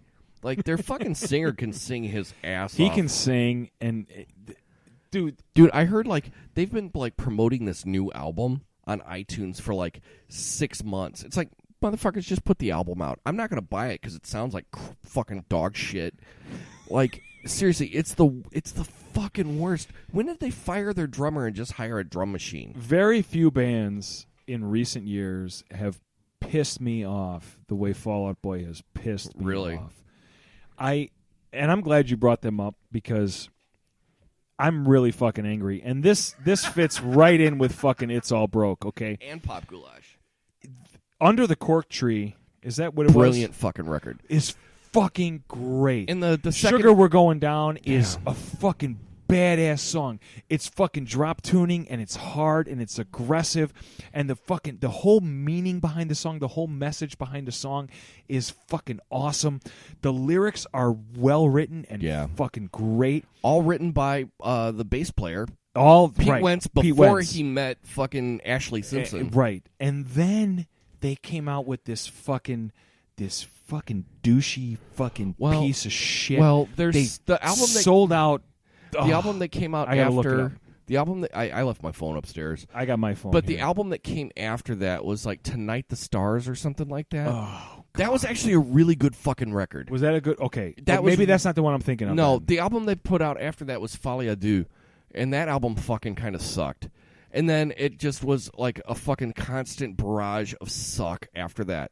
Like, they put out, like, Fall Out Boy Saves Rock and Roll. Oh, and that's the one where the fucking Blackhawks song. No, that No, that's Chelsea Dagger. That's Chelsea Dagger. That's but not it's them. the oh, other I one. know which one you're thinking of. Yeah, I don't remember the fucking name of it. But like Yeah, they put that Save Rock and Roll. That was like the give one me good a song on that fucking record, break. and the rest of it was just dog shit. And then they put out a record after that, and that was like dog diarrhea. It wasn't even. It was worse than dog shit. It's just horrible. They're fucking horrible sellout fucking shit. It's just terrible. Oh God! And for a band that was aggressive and they did the drop tuning stuff and they did it was the whole they took the Seether Papa Roach type of thing and they merged that type of shit with but they were emo. But they at the had same their own time. little thing, whatever, and that's fine.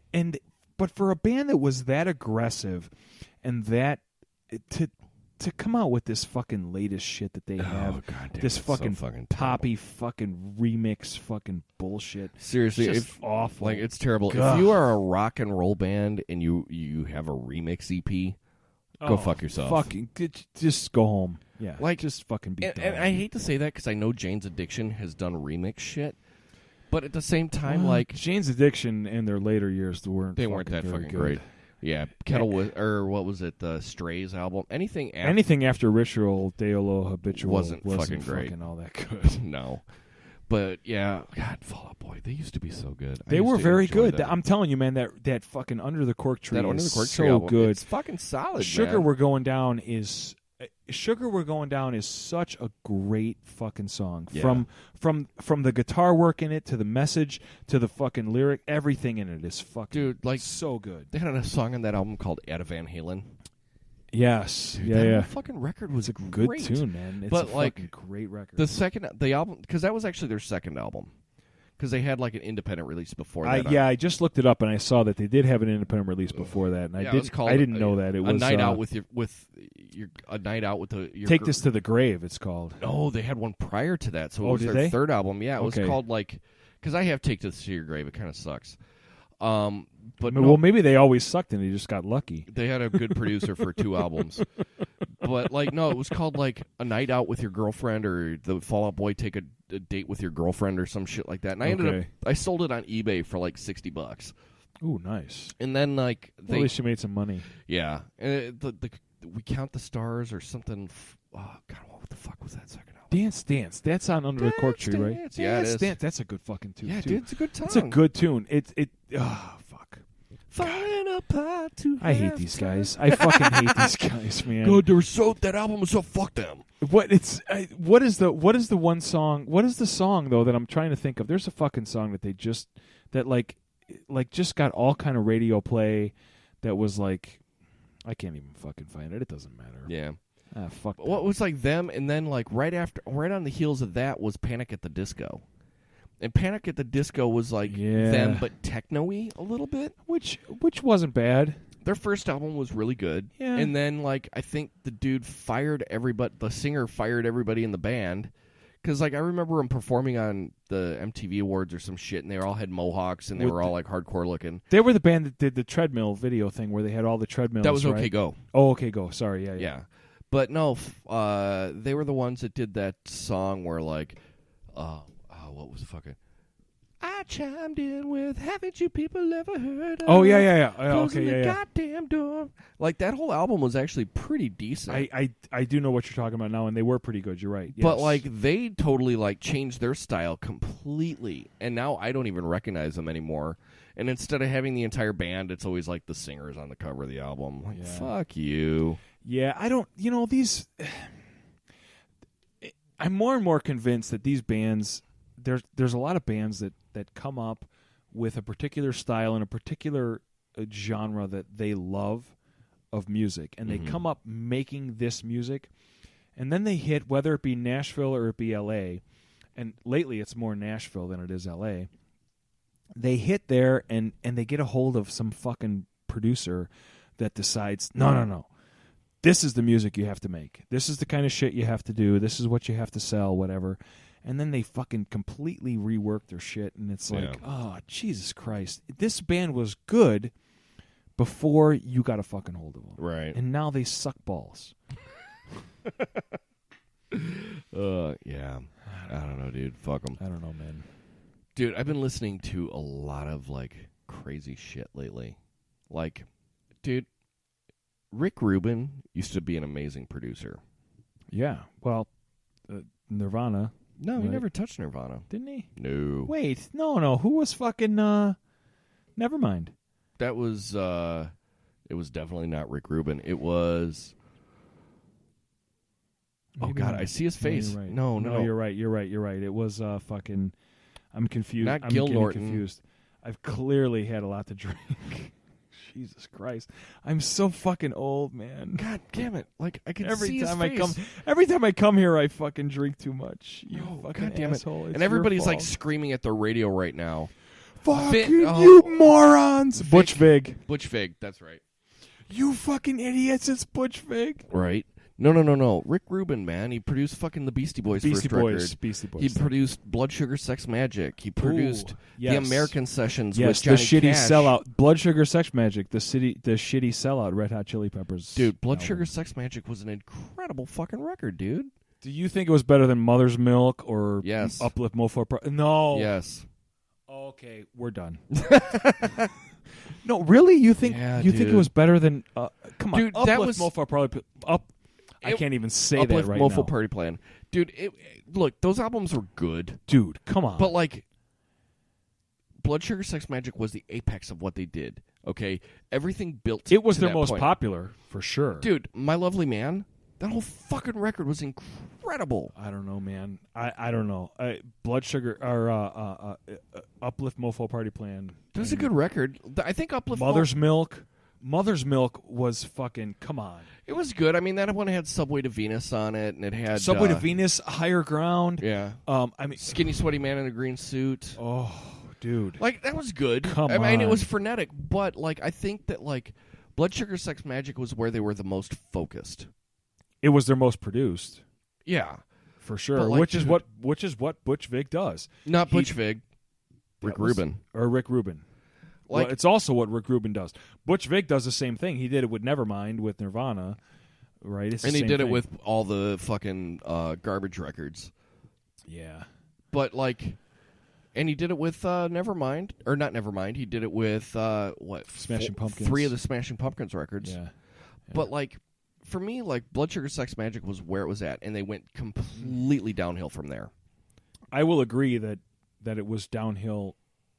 It was downhill after Blood Sugar Sex Magic, but I think it was down. I think Blood Sugar Sex Magic was downhill from Mother's Milk. See, I would disagree with you there. But then again, we're also, like, 7 years apart, 7 too. years apart. There's a little bit of a gap there. I mean, Mother's Milk is where, you know, I was in college. I was living in a 5-bedroom apartment with 6 You're guys. going to say frat house. It wasn't a frat house. This was a 5-bedroom apartment with 6 guys that we, you know, Debauchery happens. the bong was a Dude, I had a mother of all bongs. we went I had the mother of all bongs. Can I tell this story? No. Okay, Go go ahead, tell your your story. mother of all bongs. No, tell your story. story, and then I'll tell my mother of all bongs story. I think I might have told this on It's All Broke before. We Well, if you have, the Pop Goulash base hasn't heard it yet. we went to Ace Hard. So I lived in an apartment, 5-bedroom apartment with 6 guys, and we decided we needed to make a bong that was bigger than our 3-foot bong that we had, which was really just. I mean, the 3-foot bong. It was like I tell the story all the time. You know that one of the guy's girlfriends came in and the bong was sitting on the living room table, and she was like, "Oh my God, why can't you guys put that away?" You're like, fuck you, it's our It apartment. is. It is a way. That's where it goes. It sits on the living room table when we're not using it. But we decided we needed a bong that was bigger than that, so we went to Ace Hardware to buy PVC pipe to make a bigger bong. But we were all so fucking high that when we got to Ace Hardware, we had no fucking idea what we were there for, why we had shown What up, a bong what we were was. trying to do or whatever. And I had a roommate who was one of the groomsmen of my wedding, Hito. He was a Japanese kid, and he fucking And when he would get high, dude, it was so funny because his eyes they were closed, man. It were just fucking gone. So we went to Ace Hardware. And fucking, we were walking around Ace Hardware for it felt like 5 minutes, but it was probably like 3 hours. Who the fuck knows, right? And the guy walks up to us and he says, hey, can I help you guys? Wait, was it the Ace Hardware that was on, like... It was on 23 in Okay. DeKalb. Okay. I think it was on 23 It's in DeKalb. not there anymore, I don't think. I think it was Route 23 in DeKalb. Because there's like... Sycamore Avenue or Sycamore Road. Oh, or okay, whatever. so it's farther Yeah. northeast. Yeah. Okay. So we're fucking so we're there, and like it was like 4 of us there, and the guy walks up to us and he's like, "Can I help you guys?" And You're like, dude. we all kind of fucking looked at each other like, "Oh shit, what do we do? I don't know. Fuck. Well, we're and Hito, God bless him, man, looks right at this guy, looks him right in the eye, and he goes, "We want to make a bong." The guy, without missing a beat, PVC pipes in aisle whatever the fuck, and we're like, okay. So we bought 10 foot of PVC pipe and just came home and fucking duct taped that shit. And fucking, it was great. Oh, dude. See, I didn't go for the 10-foot bong. Like, someone... You can't smoke out of a 10-foot bong, It's by tough the way. to do. It's really hard. It's tough to do. You need a lot of weed to do that. And you're not going to clear it yourself. Mm-mm. It's going to take about 3 people to clear it. Yeah. So we had my mom or somebody for my graduation had bought me one of those at Spencer Gifts. Oh, Jesus Christ. It was about probably as tall as this table is here. So we're talking about maybe about 2.5 feet, 3 feet maybe. This is 2.5, yeah, 3 feet at least. And it had a base on it. You'd fill it up with water, and you would flip the switch, and it would bubble. And there was a light on the bottom that would change color. Okay. And I'm like, when I got to Northern, I'm like, this is going to be a bong. And there was a hole on the top of it because when you're pumping air through it, the air needs to fucking go out somewhere. Right. So I'm like, bowl piece in that, drilled a hole, 2 holes in the side, one for like, I bought like what you call it, fucking the tubing that you would use for like a fish tank. Yeah. And then you got to put a carb in it. Sure. You wouldn't need to because the fucking air is constantly pushing shit out. Dude, I had this bong. Dude, it was wonderful. I had it for like 3 years. And like, you'd turn it on, it would bubble, and you'd fucking just... Dude, it was fucking rad. Dude. And when we moved out of my apartment, I actually gave it to my roommate, Nick. And I don't know if he still has it or if he trashed it. I mean, we're talking almost 20 years at this point. Yeah. And like... We called it the fishbowl. So, like, I got, like, all these fish decals from the band. And I, like, and it was all, like, the logo. So it was all the fish logos. So I put it all over. It was the fishbowl, dude. Yeah. And people would come over and be like, dude, we need to smoke. I'm like, all right, let's go downstairs. We fucking lit up that fishbowl. And, oh, God damn it. It was the greatest. Dude, that's fucking... They just need to make it legal. I mean, really. Well, every state needs to make it legal. Well, we're not going to make it legal with fucking Jeff Sessions around. That fucking dinosaur. Douchebag. The fucking asshole. Dude, did you see the WHO finally said that it causes no? They said it has basically no, marijuana has no detriment to society. Nobody cares. No. Nobody who makes the fucking laws gives a fucking shit. No, because they all Pfizer fucking have decided paying for them. Absolutely. I mean, Jesus Christ. This is why I own the word anarchy. I'm perfectly fine with you calling me an anarchist, because you know what? All these motherfuckers who fucking lobby big government to fucking... God damn it. Like, remember, every president since Reagan's been like, we're going to have lobbyist reform. Oh, it doesn't... You know what? I had this... Okay, let's get into the It's All Broke portion of the podcast. Let's flip back over. I had this conversation with a buddy of mine at work. So, we were talking, and his thing was... Well, we need to have lobbyist reform. We need to have campaign finance reform. We need to have this and that, whatever, blah, blah, blah, and this and that. And I said, okay, look, I'm not going to disagree with you. I think you're completely right. Lobbyist reform, campaign finance reform are great things. But here's the problem with all of that bullshit. It doesn't fucking matter. If let's say, for example, I have $100 million. And I know... If I had $100 million, I'd buy a fucking island and you would never see me again. I'm with you. But hashtag go fuck yourself. Let's say, regardless of the dollar amount, let's say that you're running for political office. Now, I would vote for you. I wouldn't. For what it's worth. But what do you do? I don't even vote, but I would go and vote for you, Ruben. What's your platform, Ruben? I don't give a fuck. Fucking legalize weed? Right. But let's say you're running for political office. Now, I know that if I can give $10 million, let's say I can give $10 million to your campaign to for whatever the fuck you're running for. Dog catcher, who the fuck knows? Crossing guard, like fucking Jim Oberweis. Right. Fuck that guy. Right. But let's say that I know that my $10 million if you get into office, you will be able to, you essentially are worth to me several $100 million in revenue for my company because of whatever you can do in office. Right. Is the $10 million contribution to your campaign or donation or whatever the fuck it is worth it to me? Of course it is, because you're couple $100 million. Whatever law you make, whatever law you put into place that would prevent me from giving you directly $10 million for your campaign, I'm going to get around.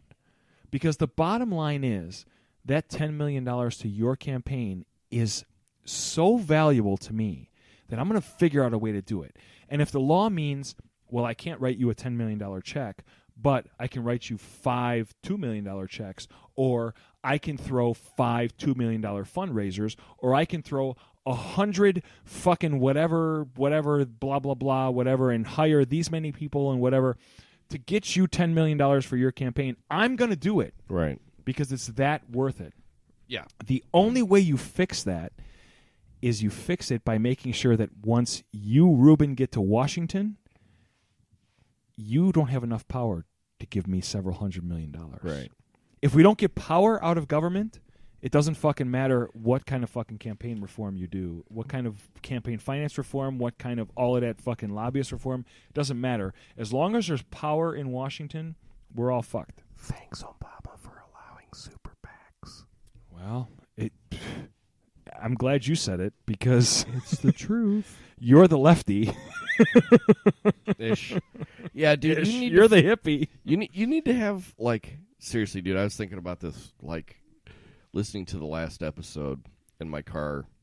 Last episode of Broke. It's All Broke. Which one? The one that's still up or the one that I had to take down? You took one down? I had to take one down. I had to take episode 14 down. Which one was that? The one with Eric and Jess. Okay, that one. Okay, I had to take it down. I didn't realize you took it down. Yeah, I had to take it down. Really? Yeah. Controversy? Yeah, there was some copyright shit. Really? Well, there was some shit going on, but whatever. Anyway, we'll talk about that off air. But, like, listening to that, I'm like, dude, you need to have more lefties on your show. Because, like, you guys really slant right.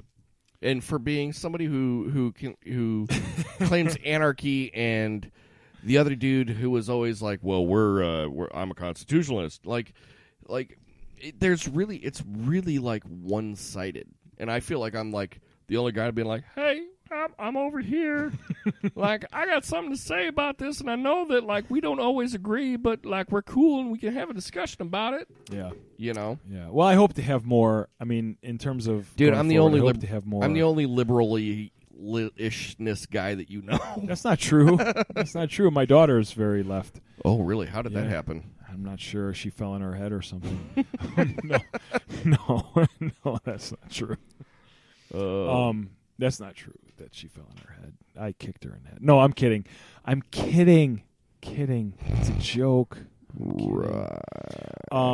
Yeah, no, I hope to have more of a wide variety of guests on, and more different opinions and differing opinions. Because, I mean, like you said, I'm an anarchist. I really, truly, and I do truly own that word. I don't like the word libertarian. I don't like the word, I don't mind free market capitalists, but the truth is, I like anarchists because it does kind of hit that nerve where it turns people in a direction of like, wait, what? Right. What? Hold on. Well, And then it opens up a conversation. Right. Well, it's also too like you're like, well, I'm socially liberal, but I'm fiscally conservative. Like, what does that even mean? Yeah, I mean that's the Gary Johnson thing, right? Where he said that. Well, libertarians are socially liberal and fiscally conservative. What about Aleppo? Could anyone have been more boring? Yeah. Like, Jesus Christ. He was actually pretty engaging on Rogan's podcast. He's super bright. He's got some great ideas, but in a fucking election where your competition was fucking Hillary, fucking let's bomb somebody Clinton and Jill and Stein, Trump grab him by the pussy, Donald grab him by the pussy 45.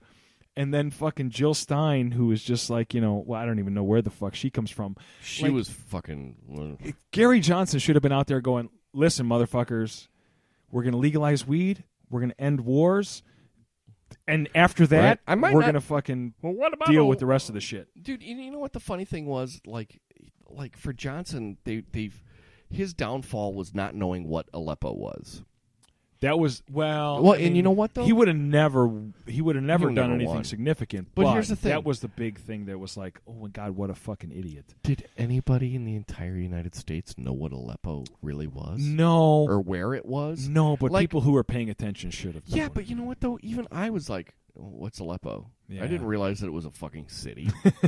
What the fuck do I know? Look, dude, Look, does Aleppo put fucking money in my pocket? Does it put food on my table? Right. Look, I'm compassionate, but I don't give a fuck unless it's going to help me.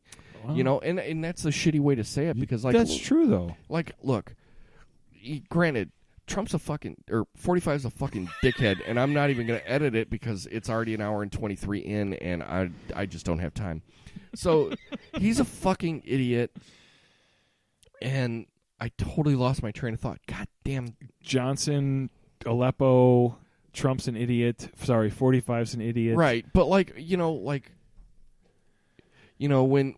Bush was like, "Are you better off than you were a year ago today? 4 years ago today? Are you better?" Look, he's in office. Have we died? No. Well, if you listen to people, you think everyone's dying. I still think he's a fucking dick. I would never vote for him. That's a bug. Yeah, we've got a box elder bug infestation, and we haven't been able to get rid of him. Should I kill him? Nah, leave him be. Just let him alone? Yeah, he doesn't do anything. Okay. I'm sorry. Are you better off than you were a year ago? Yeah, are you better off than you were 4 years ago? 4 years ago or whatever. Yeah, and I'm like, all right. Sadly, I've got compassion for people who are not me. Because I realize just the wording of that was right. Well, look, like you've said on your podcast, we're straight white men that live in the United States. Right. Really, we couldn't have it any better. Really. No. And and I'm not saying that I don't believe that we shouldn't be helping other people and trying to I think that everybody should be fucking equal and whatnot. But at the same point, perfect example. Okay. And I wanted to talk about this on your show. Ooh, here we go. All right, then. Should we get beers first? Sure. All right, let's get beers. Don't lose your train of thought. No, trust me, I'm not going to lose my train of thought. All right, because I need a beer. All right, so we're back with beers. Ooh, that's good. We've actually switched. I actually prefer the Denali. The Denali's a little more hoppy. Yeah. Yeah, there's. I really like a hoppy bitter beer, though. Yeah. That's just me. There's a Galaxy Hero in there, too. Galaxy Hero's delicious as well. Ooh.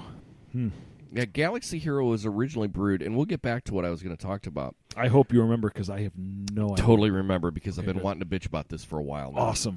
But Galaxy Hero was actually brewed originally for C2E2, the comic book convention I go to every year. Oh, okay. And it was an exclusive, they made it just for the comic book convention, and then they eventually ended up rolling it out. Oh. And if you notice on the box, it says issue 3. Revolution Brewing actually, in conjunction with some company, actually puts out a comic book that's based on their anti-hero line. Oh, I didn't know that. And all of these heroes, like this one here is Denali Hero and Northwest Hero and Galaxy Hero and Citra Hero and this hero and that hero. Yeah. It's all based on the hops that they brew. So they're all hero characters in this comic book that they produce. Yeah, I need to. That's pretty cool. I need to see if I can track it down because that's just something that, for one, it's combining beer and comics, and that's like, aside from my wife and kids, those are like number 3 and number 4. I hear you. Line. I hear you, man. But so what I wanted to bitch about. Okay. And going back to like fucking just, and I actually like I've been in therapy for about 2 months now. I've been in therapy for 1, 2, 3, 4, 5 bottles. Well, you know, I've been pretty open about my. Yeah, you've talked about it on Goulash before. Yeah, so I've been pretty open, and for the you know, brokers out there who I don't. Ooh, nice. Yeah, can I steal that? For sure. Okay. So all the brokers out there that aren't aware, like I have depression issues. Like I was at the end of the summer, I was diagnosed with clinical depression, and I've been medicated, and I'm on what do you call it, Lexapro. Okay. And they actually just recently upped my shit because like this time of year fucking sucks for me. Like this time of year sucks for a lot of people. Well, it does. You're not alone. And it's the holidays on top of like just. Around this time, my dad's mom passed away, like in a horrific car accident, and like there's just a lot of shit, and so like there's a lot of baggage that comes around this time of year, so they up my fucking dosage.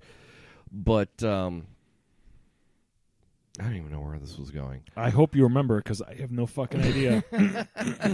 So like I'm just something open. You were ready to bitch about. Yeah. So I was talking to my therapist about it this morning.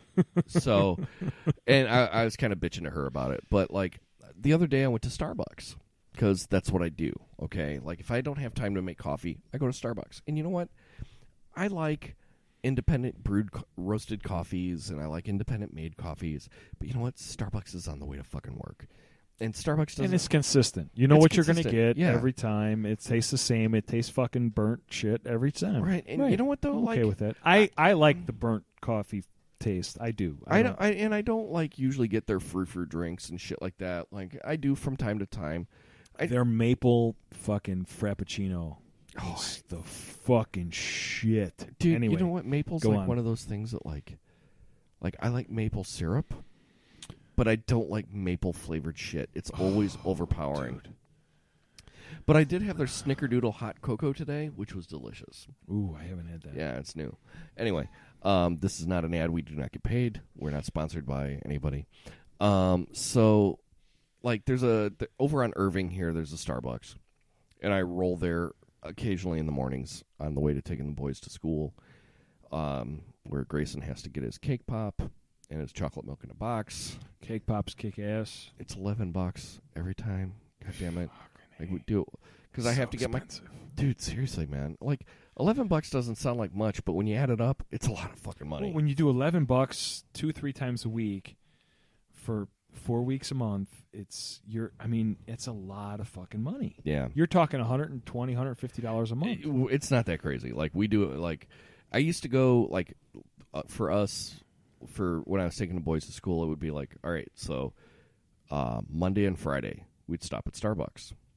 Grayson would get a cake pop. I'd get a fucking butter croissant. I'd split it with Bobby. I'd get my coffee. He'd get his Grayson would get his chocolate milk, and we'd go to school. That was breakfast because sometimes these fuckers don't get up. I hear you, man.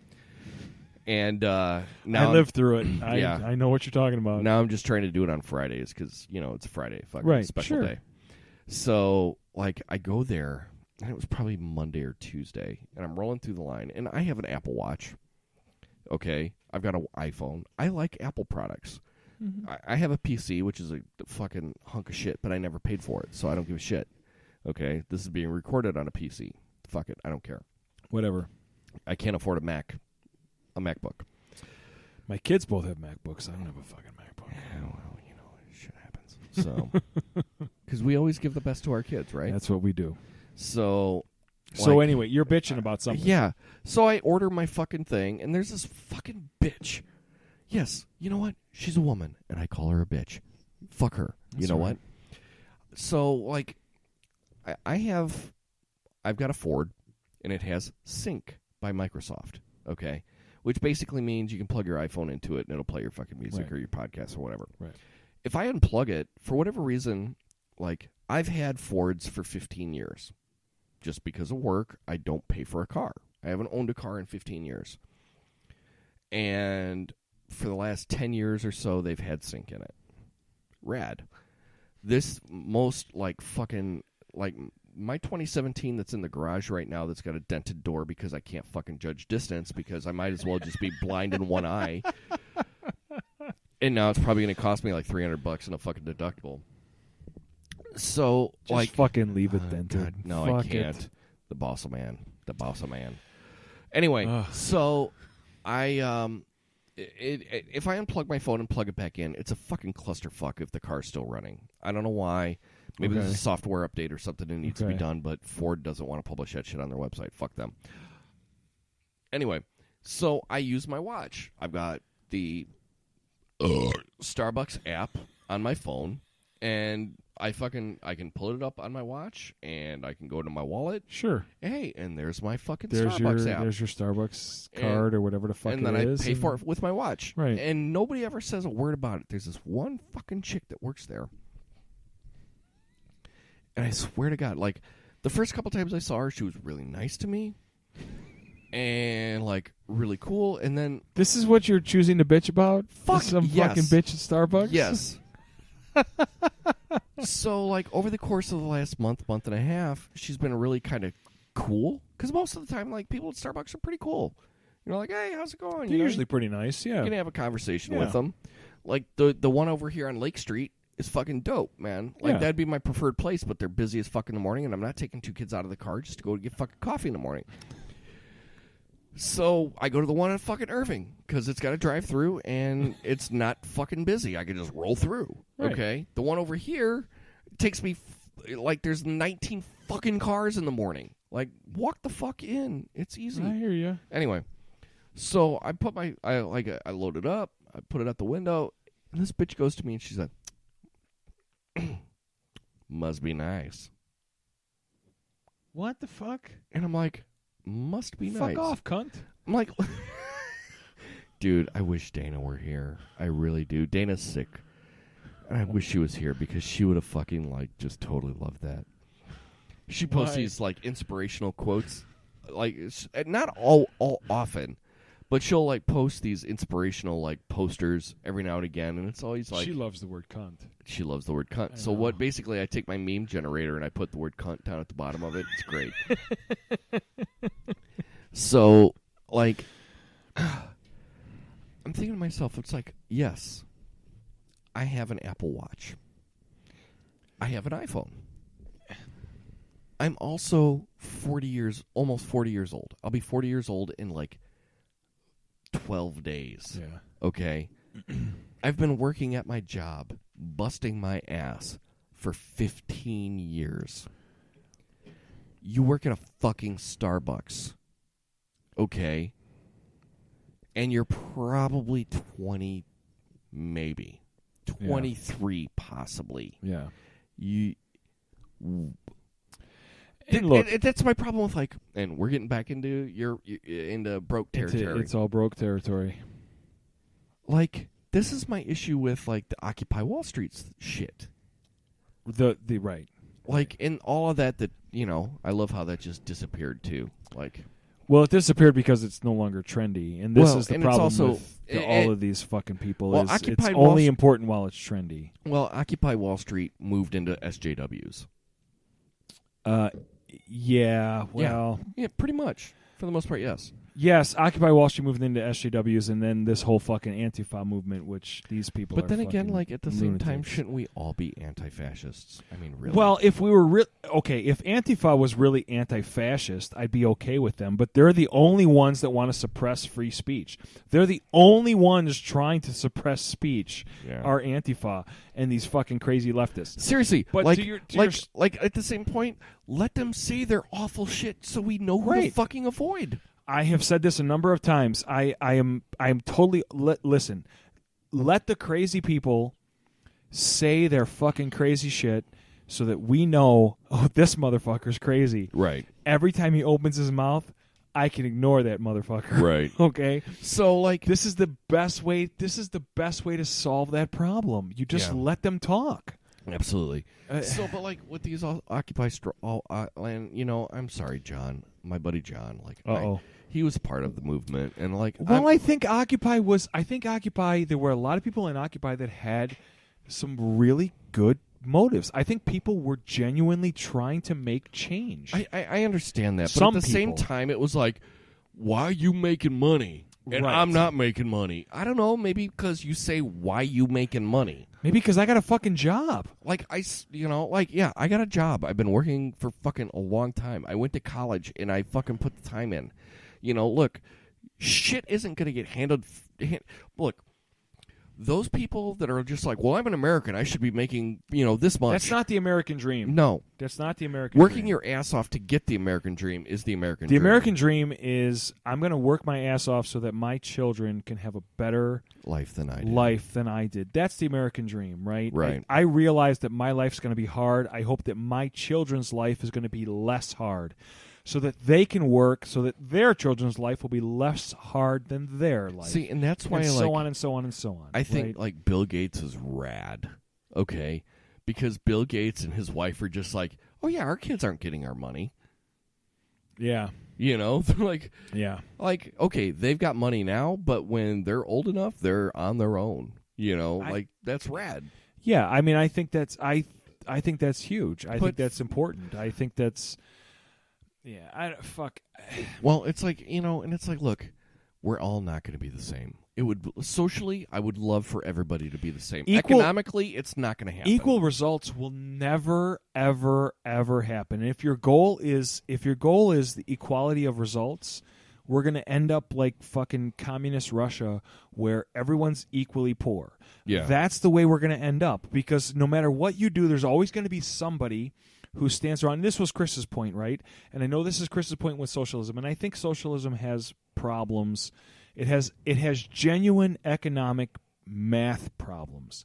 But Chris's point with socialism is it just takes that one person. And his argument is, it would work if not for the fact that there's going to be someone or people or a group of people or whatever who decide, well, if we're all going to get a loaf of bread, then why should I show up at the factory? Right. Why do I have to show up at the factory and work to get my loaf of bread if we're all going to get the loaf of bread? And in some regards, yes, it's true. Now, like I said, there's a math problem there, and there's an actual economic, mathematical problem with socialism that most people don't even know about, let alone fucking deal with. Think about. Well, but like I said, socially, socially, yes, I think we should all be the same. Socially, I think equal opportunity is a great absolutely. thing. But at the same time, like it's like with unions. Back in the turn of the century, we needed a union because people were taking advantage. There were shit work conditions.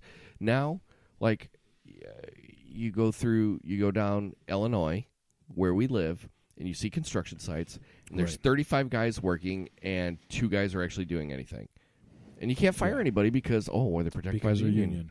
Right. And like, if you go to Jewel, the fucking poor kids that are bagging groceries are part of a union. They don't even know why, but they have to pay union dues. They have to pay union dues, and their union dues... And they're 14. Right. You shouldn't be a part of a union if you're 14. You don't even know what fucking socks to wear that morning, and you're paying union dues? Well, and a large percentage of their union dues go to campaign contributions for candidates that they may not support. Or even can vote for. Right. Yeah, it's just crazy. This whole thing where you have this it's the attempt to get equal results, and you can't do that. You can't get equal results. You just can't, because no matter how hard you work, no matter how hard I work, there's always going to be somebody who decides, fuck this, I'm not fucking going to work. I had a conversation with a guy at work. This is a couple months ago, we were talking about shit, and this is unrelated to income and job and shit, but we were talking about working out and being fat, being overweight, or whatever the fuck. Right? Fat guy right here. Right. And I don't want to fat shame anyone, okay? But if you're overweight and you're fat, well, listen, have a fucking salad. No, I did tonight. It was unsatisfactory. Salads suck. But his... Actually, I had sushi. It was delicious. Oh, I love sushi, dude. man. I'm a big fan. All right, go ahead, and I'm going to go. Okay, but his argument, and I'll keep this short. But his argument was, well, and he even said this to me exactly. He was talking about, this woman that was really overweight, and she tried every diet. She tried everything she could to lose weight, and she just couldn't lose weight. Said, did she get up and move? She didn't try everything. And I told him, I said, right. I said she didn't try everything. She didn't try everything, because if she had tried everything, she would have lost weight. And his response was, well, it's not as easy for some people as it is for you. And look, for listeners of Pop Goulash or listeners of Broke who don't know, I'm a fucking gym rat, right? Yeah. Right now I feel like I'm fat at 230. Most people probably look at me and think I'm not fat at 230, but I feel like I'm fat at 230. He's probably got about 6.5 to 8% body fat. So, fuck you. So his response was, well, it's not as easy for her as it is for... It's not as easy for some people like her as it is for you. And I go, easy? Easy? Are you fucking kidding me? You put in the hours. I've been in the fucking gym since I was 19. I started working out when I was 19 years old. At 19, I went to the gym every fucking day, and I ate right, and you put in the work, and this is the problem. You put in the work, and you expect the results, and people then will say, well, it's not as easy for me as it is for you. It's not easy for people who put in the work. You know what, though? Here's the thing. It's not easy for anybody. No, people have to put in the work, and this is the whole problem with this whole idea of equal results, right? Well, I want to be skinny. Well, I want to be rich. Well, then start fucking working at it. Yeah. I want an Apple Watch. You know what? Bust your ass. Then buy one. Start Save working. your money for it. Save your money instead of fucking, instead of buying those fucking lattes. Buy a fucking, put the money away, and in 6 months you'll have the money for an Apple Watch. I remember that, some time ago, maybe, 8 years ago at this point, I came to our Bible group with an iPhone, and people were pissed at me about it. I remember this. And, over the years, though, things have changed, and now I can truly, truly afford one. Right. And you know what? If I want one, I'm going to buy one. Look, an Apple Watch is plus an Apple Watch is they're like $300. Yeah. They're not even, it's not even like we're talking about you showed up with you're paying with a fucking brick of gold. Yeah. Okay? Seriously. I mean, if this fucking bitch can't, and that's the thing, if she gets offended by your $300 Apple Watch, it's like, really? And you know what, though? Come on. Not only that, this was a Christmas gift from my wife. Oh, there you go. And also, we bought it on sale at Target, and it was less than $200. Bite my fucking Grendeck, bitch. I'm with you, man. I'm with you. Fuck. Last time I was on stage, I played a fucking $3,000 Les Paul. Ooh. Fuck you, motherfuckers, if you think, oh, you are nice, must be nice. Yeah, it is fucking nice. You know what? I worked my ass off for it to buy a $3,000 Les Paul. Yep. Right now, go fuck yourself. I'm currently paying $5,000 for 4 windows and a back door on this house. Oh, fuck. Needed it.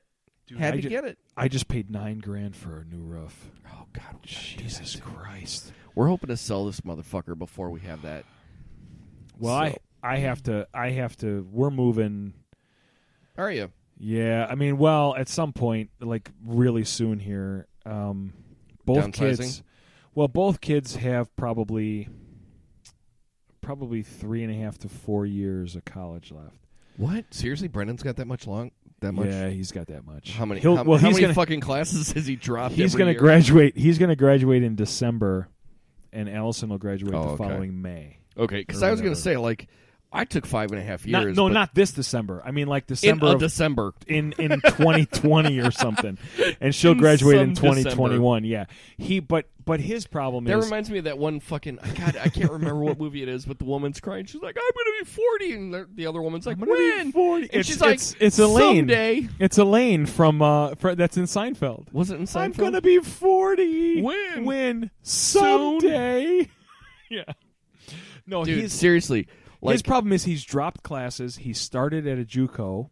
He started part-time at a JUCO. So did I. And then he's right. And then I spent 3 years at a JUCO. He's dropped classes. He's changed his major again now. Fuck. Dude, just tell him to get into communications. You'll graduate quickly, and you'll I'm trying to push him somewhere. into education to be a teacher. Dude, you know what? Tell him to drop the fuck out and go to trade school, because trades are fucking... Skilled labor is going to be scarce in this country in about 10 years. Especially because everyone thinks they need to go to college, and college costs fucking $60,000 for 4 years at least. See, that's the headbutt that Kirsten and I are going to go through, because I'm going to tell Grayson and Bobby, like, look, if you don't like school, that's fine. You don't have to go to school. I don't want to pay for it. You know, don't go. Go to trade school. You know, learn a trade. Be a carpenter. Be an electrician. Be a plumber. Like, these are things that are going to be very important and very vital within the next 10 to 20 years in our fucking economy. I wish I would have been better with Brendan about that, but at this point, he's 3 years in. He's $35,000 in debt at this point. Yeah. For him to drop out now and go to trade school is going to be nightmarish. I'm going to be paying a fucking massive bill. So at the same point, though, like... You know, my buddy House is doing really, really well for himself. He's only been an electrician for 7-8 years, maybe. Is he still drumming? Yeah. Is he? Yeah. Is he playing with anybody? Church. Is he? Yeah. Yeah. We played with House for a while. We did play with. He's a fucking incredible drummer, man. He's fantastic. Yeah. I need to get him back in here. I want to play so bad, man. Dude, that all that shit that because I did listen to that Sasquatch that you recommended the last time around. Isn't it fucking great? It's good stuff, man. It's good, man. It's really good stuff, and that's good. Like, that's the shit that I've always wanted to play, like that drop C, like drop tuning, fucking aggressive shit, C sharp tuning, like early Queens of the Stone Age. God damn, I don't like that new Queens of the Stone Age record. I really know you don't. mentioned that last time I was here. I am so, and I've listened to it since, and I'm with you. I don't like it. Like, I even had tickets to see them. They were playing with Run the Jewels at the Aragon, and like, part of me still wanted to go, but at the same time, Kirsten and Grayson and Bobby were leaving for Florida the very next day. So I'm like, I needed to be home for that. Yeah. Like, and friends that don't have kids don't understand the need to like want to be home with your family, right? You know, So, but I did get Foo Fighters tickets at Wrigley. Did you? Yeah. Ooh, nice. Dude, the new album's actually really good. I haven't heard it. I know you have a real issue. No. And dude. It's not a real issue. It's a little of an issue, but it's not real. You were like pissy. He said he recorded the album in his garage, and you didn't say that he had a $2 million fucking studio in his garage. You know why he had a $2 million studio in his garage? Because he could afford a $2 million studio in his garage. Sure. If you could afford a $2 million studio in your garage, you'd put a $2 million studio in your garage. For those of you who don't know what Ruben is talking about, my problem with Dave Grohl, and I think Dave Grohl is a fantastic musician. I think he's fucking incredible. I think he is one of the greatest musicians of the 21st century, of this generation, for sure, without a doubt. And songwriter, everything about everything. My problem with Dave Grohl is when he tells the story of the founding of the Foo Fighters, he talks about how he and Tyler, is the guy's name, or who's the fucking blonde guy? Taylor. He talks about how he and Taylor recorded shit in his basement studio. It was one on record. A cassette tape and this and that. No. Okay, and then how they had to walk it. They had to walk it to the local radio station and beg the local radio station to play it. And I'm like, look, motherfucker, you were the drummer in Nirvana. Here's the thing. You could have recorded yourself farting on a cassette tape, showed up at a fucking at a radio station and said, "Hey, motherfucker, here, play this," and they would have said, "Oh shit, we're gonna run this every hour." See, here's the thing. I think you're confusing a bunch of different stories. For one, probably Taylor was never in the original lineup. Maybe it wasn't Taylor. It was whoever the fuck. Well, no. What had happened was he was in a band called Scream, and that was a DC hardcore punk band. No. This wasn't about Scream. This was about him talking specifically about the Foo Fighters. Okay, so he recorded the first album and didn't think that anybody was going to play it. He did the entire album himself. The Foo Fighters album? The very first Foo Fighters album. He didn't do it himself. No, Greg Dooley. It was originally recorded with a real drummer, and then he decided he wasn't gonna. He didn't like it, and he went in and re-recorded those drums. Incorrect. That was the Color and the Shape record. Okay, yeah, okay, you're right. You're right. Very first Foo Fighters record was the one with the gun on the front, with Big Me and I'll Stick Around and all that on it. He recorded that entire album himself, with the exception of a song called "Oh George" that had Greg Dooley from the Afghan Wigs played the guitar solo on that song. That album, he was like, nobody's going to ever play this fucking shit. He actually he recorded an album prior to that called "Late" under the name Late, and the album was actually called Pocket Watch, and it was actually recorded on a bunch of cassette tapes, 2 songs per cassette, and it was a bunch of shit. And he would just drop them off at record stores. He'd never thought much about it. Yeah. And actually, I have that demo on CD. It's actually really fucking good. So he recorded that album, and he recorded the first Foo Fighters record by himself, for the most part, with the producer, and he recorded every instrument on the record with the exception of that one guitar solo. Right. And then it blew up. Okay, and then he became the Foo Fighters. He didn't think that anything was going to come of it. Oh, come on. Really? He was the drummer in Nirvana. You know what? With the exception of Phil Collins, name another drummer that went solo that actually did anything. It doesn't matter. Name another drummer that went solo that did anything. With the exception of Phil Collins and Don Henley. Okay, Don Henley. No, I said with the exception of Don Henley, motherfucker. We're back in my territory now. You talk politics, I'm talking music. It doesn't matter.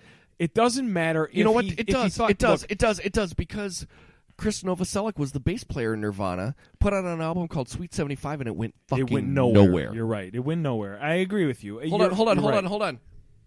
That was me dropping the mic. Okay. I have no problem. I have no problem with Dave Grohl. With Dave Grohl promoting himself in this way, with Dave Grohl, selling this album this way and doing this the way he wanted to do it. And I agree, this is the way he wanted to do it. He wanted to record it himself. He on a fucking cassette tape. And he put it out as Foo Fighters. He didn't say it was the Dave Grohl band. And I'm totally cool with that. And I'm totally cool with that. I have no problem with that.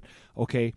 All I'm saying is, don't then say that you putting out this cassette tape and you having to walk it to fucking recordings or to records to radio stations and shit is like, well, I was just begging for somebody to play it. I don't know, motherfucker. You were the. I did though. I did. Where? It's on that fucking. I don't remember. It's on that fucking documentary that he fucking. I will rewatch it because I've got it on the Blu-ray. It just don't pretend that you. This goes into this, and this is a lot of the reason. Okay, here we go. Ready? So we're into the Pop Goulash territory. This is a lot of the reason why, and I love Jack White's music. I love what he does. Mm-hmm. I think his dirty blues influenced rock shit, whatever the fuck you want to call it, is great. Okay, but for God's sakes, Jack, stop pretending like you grew up this fucking poor inner city fuck. You were a rich kid who chose to put your mattress on a floor in your fucking bedroom. You were a fucking filthy rich silver spoon kid who decided you were going to pretend like you were poor. And I'm cool with that, but then don't have this don't sell yourself as Connor. What? Said, do you hear this, Connor? Don't sell yourself as this, like, well, I worked so hard to get there, and I struggled on the streets, and go fucking come. on. Well, I mean, no, look, you didn't. Look, here's the thing, though. You and I know it's hard to do anything in music. Sure, it's and you could have a daddy. Absolutely. Look, you could have a daddy who has millions of dollars and not go anywhere. Look at Rebecca Black. Well, but she has no talent. Jack White actually has talent. Okay, so he had a step above a Rebecca Black. And it doesn't No, matter. Like if he didn't have... Like, look, he sold a fucked up mythology. Okay? Okay. We agree, right? He may have sold a fucked up mythology. That's all I'm saying. But it doesn't take away from the talent. No, absolutely not. And I'm not saying that it does. Like the whole Meg White thing, like, oh, we were married, we weren't married, we were sisters, I don't even we're know brothers. what the fuck that whole thing is Like, weird. Yeah. Like that's and he's That's like still some crazy fucking Pornhub shit. That's some crazy fucking like. You know what? And I want to talk, and I'm going to talk about August Ames too. August Ames. Ooh, I'm gonna have to take another piss before we talk about August Ames. But I do. You just want to touch your dick before we talk about August Ames. Well, dude, there is that. Dude. Anyway, Well, okay. Let's not talk about that right now. Right. Well, I wrote it down so we remember to talk about it. I agree with you. It doesn't take away from his talent, but okay. But for in the same But regard, do you think that if he had gone out there with his talent and not sold the mythology, would he have gotten where he got today? Oh, that's a good. Because question. really, honestly, look, Jack White right now is a niche kind of thing. He is not mainstream popular. I don't know. There's a few others though. There's a few others that I listen to personally. I mean, Jonathan Tyler, coming to mind right off the top of my head. Jonathan Tyler, Tyler Bryant and the Northern Lights. They wait, Jonathan Tyler. Jonathan Tyler and the Northern Lights. Okay. Tyler Bryant and yeah, you know too many people named Tyler. Fucking A. Jonathan Tyler and the Northern Lights and Tyler Bryant. They both play that very similar. It's scaled down blues. It's scaled down like dirty blues type stuff. Yeah. Very underproduced bullshit. A little bit. Tyler Bryant's a little more Stevie Ray Vaughan than he is Jack Black, but it's still that similar dirty type shit. But I hear what you're saying. I don't know that if Jack Black doesn't sell the mythology of being Jack the poor or Jack White, Jack Black. Jack White and Jack Black. It's like it's the checkerboard of the Jacks. I've had a couple beers, some whiskey. If Jack White doesn't sell the mythology of being the poor kid growing up in Detroit, sleeping on a mattress, laying on the floor, Hotel Yorba. Yeah, right. If he doesn't sell that mythology, is he? Look, and it's is he who he is? I don't think like, so. At the same I point, agree it's with like we're all like selling a story, okay? You know, but can we have that story be honest? No. I want it to be honest. Look, music is like politics, man. If you don't have a story that like serves you well, if you don't sell your mythology, like look at Eddie Vedder. Eddie Vedder grew up a privileged lifestyle in fucking Evanston. He did, in Evanston. But yet, like his whole thing was, I hated my stepdad. My stepdad was a piece of shit, and I hate my dad too. You know, and he sold millions and millions of records, fucking millions of great records. 10 is by far the greatest. 10 is one of the top. Can we say 5? At least 10 of all time rock albums of all time. Absolutely. I mean, there's no question about it, right? Yeah. I mean, it's certainly top 10. Yeah. Yeah. And the last two albums have sucked dick. Well, most of their shit, in my opinion, other than 10. Dude, Versus was great. Versus was good. Vitalogy was Vitalogy awesome. was pretty good. But 10 is... Well, 10 is always going to be the yardstick by which everything is fucking measured. Standard bearer, and that's, I mean, for rock since 1990, that's... Has there been better? And that's the crazy thing, too, is that 10 was released in 1990. Nobody realizes that. Was it 90 or was it 91? It was 1990. It was released in October of 1990. And are you sure? Yeah, Nevermind was released like shortly after that in 1991. I know Nevermind was released after 10. Yeah. Which is ironic because everyone thinks Nevermind is the grunge standard bearer. Nope. Well, and we talked about this. We did. Not the last time I was on the podcast, but the time before. Prior, yeah. That both Gish and Bad Motor Finger were both released before 10 or Right. Nevermind. And both of those are... Dude, Bad Motor Finger is incredible. Bad Motor Finger is great, and Gish is... Gish is a great record, man. Gish is so good. Jesus Christ Pose is one of the best songs. I can listen to Jesus Christ Pose and... fuck. Did you realize that and we brought it up when Chris Cornell passed away, that, like, did you realize that he was a devout Catholic or Christian? I did not know that. Yeah, he was, which was, like, shocking to me, like, especially with songs like Jesus Christ Pose and Room It's 1,000 Years Ride, where, like, the devil says, but then again, Tom Araya from fucking Slayer, who's, like, the biggest Satanist metal band ever. Yeah. Total, like, devout Catholic, because he can separate, like, his religion from the act that they put on. Well, it doesn't surprise me either, because you have, I think, a lot of... Dude, War Ensemble, one of the greatest metal songs ever written. Dude, it's fucking great. Rain and Blood, god damn, that album's fucking incredible. But my point being, I think a lot of devout Christians are they're fed up with the church. Yeah. That's why I listen to the Inglorious Drunk Ex-Pastors. Drunk Ex-Pastors, is yes, very good. More Inglorious so Bastards, Inglorious Bastards, dude. I love those guys. That's why I'm glad that, like when Michael, like, before Michael came on, like, I was like, dude, I am so glad you're here. Like, this, like you being on my podcast is amazing to me. Like, I, like, look up to those guys totally. Like, my faith is completely in the point of deconstruction at this point. Wow, now we're getting into Inglorious Bastards territory. But hey, I gotta pee. All right, we gotta pee. Let's pause this. Pause it. Crank it. Swing, bada, bada, swing, bada, swada, swing. Swing, bada, bada, swing, bada, bada, swing. All right. Yeah, Satan metal. So, all right, we had to take a piss break, and now I'm sure we're derailed completely. I don't even know where the fuck we are, but this is... It's all good. For those of you... I'm going to steal the word. For those of you brokers out there that are still listening, I don't even know what we're talking about. This is not political in any way, shape, or form. It's all good, current man. Events. And so we... I'm going to open up another beer here. I'm opening up the Galaxy Hero. The Galaxy Hero is pretty good, man. Like, for whatever reason, the Anti-Hero, and we're all talking about beers by Revolution Brewery, they have a whole hero line. Yes. Like, they have a Mosaic Hero. I wasn't a big fan of the Mosaic Hero. I haven't tried it. Mosaic hops. The Galaxy Hero was really good.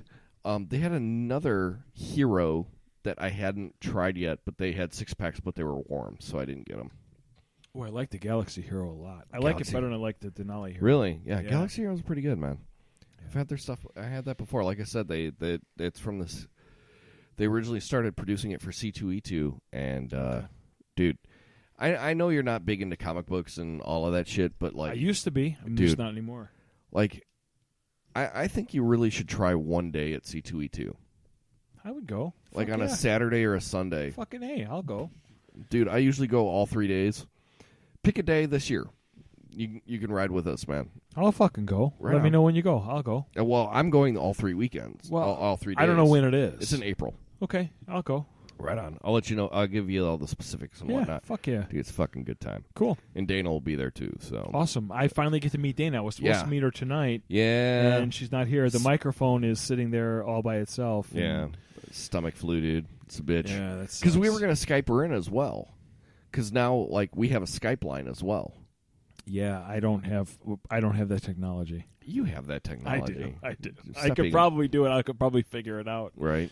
So we've started a segment on Goulash here called Chumming Your Waters. Oh, okay. And it's basically it's kind of like what's grinding your gears, but we just call it Chumming Your Waters. What is the little insignificant bullshit that's out there that, like, you know, it's like a Bieber. You know, it's insignificant, but it's enough to make you annoyed. And I know you. So this is a topic. This is something that could go on for fucking ever. What is grinding my gears, or what is chumming my waters? Well, obviously, with Broke being a political podcast, I could go political. But given that we've been all over the map and we've been trying to do the whole pop, goulash, and broke thing. I'm going to go pop, and I'm going to say what's grinded my gears, and you're not going to like it. Well, it's not really an insignificant thing. Is Star Wars an insignificant thing? I didn't like the new movie. Really? I didn't like it. You know what? I've heard that like a lot of people that I know who did not like it on the first viewing loved it on the second viewing. Really? Yes. I felt at times, it felt like satire. It was like, it felt like I was watching like Spaceballs or something. Like I just didn't. See, I just felt like I loved. All right, spoilers. All right, if you don't like this, fast forward like 5 minutes. Fast forward. We'll give you 5 minutes. All right. I'm going to set the timer, Sure. and we'll give you 5 minutes. All right, ready? You can just ask Siri. Siri will set the timer for you. Oh, I don't. Fuck Siri. I don't even have Siri turned on. Hey, Siri. Siri's Fuck a you cunt. guys. All right, ready? Hi, Dana. I would really like to meet you one day. All right, ready? Here we go. 5 minutes. Go. All right. I enjoyed the humor that was in there because it took a fucked up situation and gave levity to it. All right? Like, the whole thing with, like, dude, that in the opening sequence when Poe Dameron's like, yeah, I'm waiting for Hux. Totally waiting for Hux. Dude, that shit was fucking hilarious. Yeah. And there was a precedent. There was a precedent set for it in The Last Jedi and The Force Awakens at the beginning where you talk to fucking Kylo Ren and he was like, do you talk first? I talk first. I don't know the mask. I don't know what's going on here. Dude, so there was a precedent set for the humor of it. And the fact that like the whole thing was just, it could have been very, very heavy. Like the entire like movie could have been very heavy like Empire was. Yeah, sure. We needed that levity to kind of break that up. Okay. And with like I said on the podcast I released last week, they put out The Force Awakens, and everybody was like, oh, yeah, The Force Awakens, here, we got a brand new Star Wars movie, and everybody was like, fuck you, it was just like fucking the original Star Wars movie, yeah, it's bullshit. I don't care about that. And then, like, they were like, all right, finally, we put out something new, it was different. Hey, it's The Last Jedi, it's different, it's new. It was not different at all. But it was, though. No, it wasn't remotely different. It was The Empire Strikes Back and Return of the Jedi wrapped in one movie. Why? First of all, the visuals themselves were exactly the same. No. Where they were exactly the same. Dude, if the Salt Planet is not Hoth, I'll eat my own dick. Okay?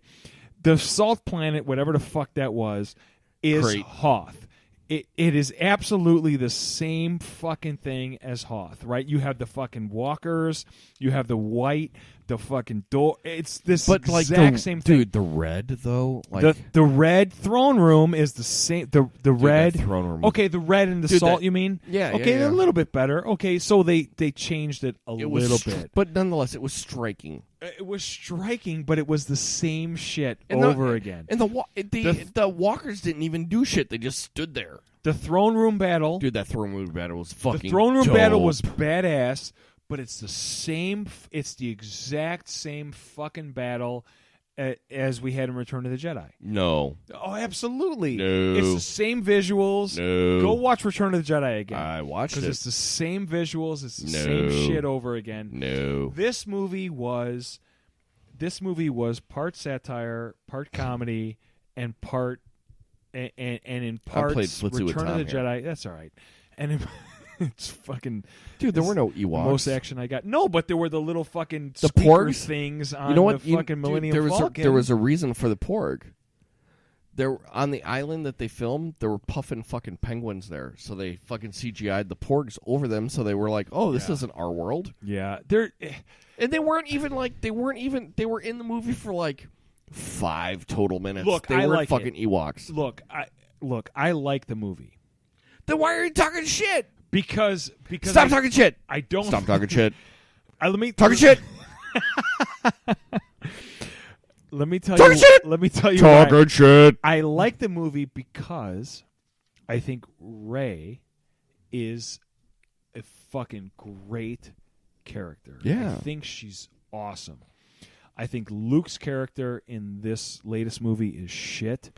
I think Kylo Ren is a giant fucking pussy. Well, he should be though. That's the whole thing. He needs to grow a pair. Well, yeah, that's the whole point. Well, of but Kylo Ren. now he's the face of evil, dude. But like, but at the very and end he's a of pussy. Well, yeah, dude. Think about it. Every bully in the world is a fucking pussy on the inside. They're just acting tough because they're trying to overcompensate. I guess. You know? I guess. And Luke, you got to think about it, dude. Luke just got, like I said on the last podcast for Goulash, for those of you guys who weren't listening, because you should be listening to my fucking podcast, you fucking cunts. You should be listening to Pop Brokers. You should be listening to Pop Goulash. Right? Absolutely. You should be downloading and subscribing to Pop Goulash every fucking week. They're like, oh, fuck this guy. He's a liberal. No. So, but got 15 seconds before we hit the 5-minute mark. All right. Make your point. So, like I said, well, this isn't spoiler territory, so it doesn't count. Okay. So, like, can I finish? I'm finished. I can't even remember what I'm fucking talking All right, about. we're past the spoiler point. All right. But we're still talking a little bit of Star Wars, Return of the Jedi. So if you fast forwarded to this point, Last Jedi, whatever the fuck it is. No, it's not Return of the Jedi. No, right? Return of the Jedi came out when I was like 5 and you were like 12. Which was a worse movie than this one. Yeah, I'll give you that. It was fucking, that's when it was a good movie, but it was bad. Dude, it wasn't the Phantom Menace. It wasn't Attack of the Clones. I could make the argument that those were better movies than Return Why? of the Because Jedi. of the fucking Ewoks? No, because I think the first 3 movies, I mean, at least they told the story of Anakin. At least the story of Anakin Skywalker was the arc of the original 6 movies. It was the arc of the original 6, and okay, and I know it's what was the third one? Jedi? Revenge of the Sith. Revenge of the Sith. Dude, that Sith was a good movie. That last half hour with Obi-Wan and Anakin fighting on the fucking lava and the fucking dude, that was one of that was one of the greatest scenes. Dude, when he jumps over him and he cuts his fucking legs off. Oh God, that was fucking great. Yeah. Great. But anyway, The Last Jedi. Or whatever this latest movie was. Or The Last Jedi, yeah. So Luke was kind of like a cross between Obi-Wan and fucking like Michael explained. I don't know if you've listened to the last pop. You said you listened to the part of it so far. I listened to part of it. So like Michael brought up a good point that Luke was more like Yoda, and I'm like, yeah, well, he's also kind of Obi-Wan-esque. He goes into seclusion. He goes into exile. And this is not a spoiler for people who are listening. You know, because look, we figured that out at the beginning, at the very, very last 45 seconds of Force Awakens. But he also is like Yoda in Empire Strikes Back, where he's like, I can't train you. You're too old. And that was a scene I wish I would have talked about when we were talking about spoilers. That was a scene I wish I would have. When we were talking spoilers, that was a scene I wish I would have mentioned. But which one? Forgot. Oh, the Yoda scene. No, not the Yoda scene. The scene with Rey. With the, I'm not gonna spoilers for people who haven't seen it. You know what? It's a week. The scene after with the movie. Rey with the hole and the cave. Which cave? Oh, that's Empire all over again. Oh, when she goes into the hole?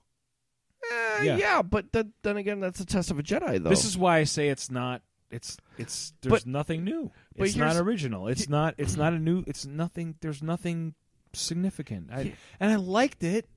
I did. I liked the movie. But you said it sucked. It just didn't live up to what I would have hoped for it. We're 8 movies, 9 technically if you count Rogue One. Part of why I liked it is Rey is smoking. Yeah. You know, English girls with an overbite, dude. Well, and she can kick ass. Yeah. Right? By the way, chicks that can kick ass, put your money on Holly Holm. Who the fuck is that? Next weekend. Oh, she's UFC, right? Beat the fuck. Isn't she the one that beat the shit out of Ronda Rousey? Yes, she's the one who head kicked Ronda Rousey, and she's gonna beat the fuck out of Chrissy Cyborg. Put your money. Oh, she's fighting Cyborg. Put your Cyborg money was a dude. on Holly Holm. She's a plus 310 right now. Fuck yes, motherfucker. I'm. Ooh. Plus, she's also smoking hot. But anyway. Yeah, that's well out of my realm. Like you're not an MMA guy. You know, no, I'm a UFC MMA guy. I don't mind it. Like, I just don't know enough about Right. it. Like, Right. I'd watch it. Like, I remember one point Jake and I went over to the fireside over here before it closed down, and we were hanging out, and there was a UFC thing going on. It was pretty dope. Like, I'll watch UFC. It's good shit. I think people who don't really care for sports, and I know I don't like sports You can ball. give or take sports for the most part. I think people who don't really care for sports all that much, or who could give or take most sports, would really enjoy the UFC. Would really enjoy MMA if they. Well, gave yeah, it a it's chance. gladiator sport. It's it's combat, right? And it's nonstop. It's nonstop action. But anyway, yeah. Star Wars. Fuck yeah, whatever. Okay, Right. So, Did you have anything else to say? I don't know. I totally lost it at this point. You wanted to talk about August Ames, though, dude. Like, and I'd like to hit this topic. right. Yeah. So for me, like, okay, let's go back to Star Wars for a second. Okay. A buddy of mine. Sorry. We're all over the fucking map. Well, it is what it is. Brokers, poppers, fucking deal with it. Right. So, I today, a buddy of mine that I knew from high school posted a thing about how the Empire Strikes Back, or not the Empire Strikes Back, The Last Jedi was about politically about the state of a tyrannical government and blah, blah, blah, blah, blah. I'm like, why does everything have to be about something? Why can't it just be a movie? Can't I just like fucking shit Seriously, for what it is? Can't I just like a movie? Like, I just wanted to watch a Star Wars movie. Why do you, like, why? Why must you politicize a movie about space people? Because that's what we do now. And laser swords. Because that's what we do. Everything is fucking political. Everything has to do with something. Everything is some sort of fucking virtue signaling or some fucking bullshit or whatever. That's what we do. Or trigger warnings. It's trigger warnings or fucking this or that or whatever. I just want to fucking enjoy shit again. I just want to watch Jedis beat the fuck out of each other with the Sith, okay?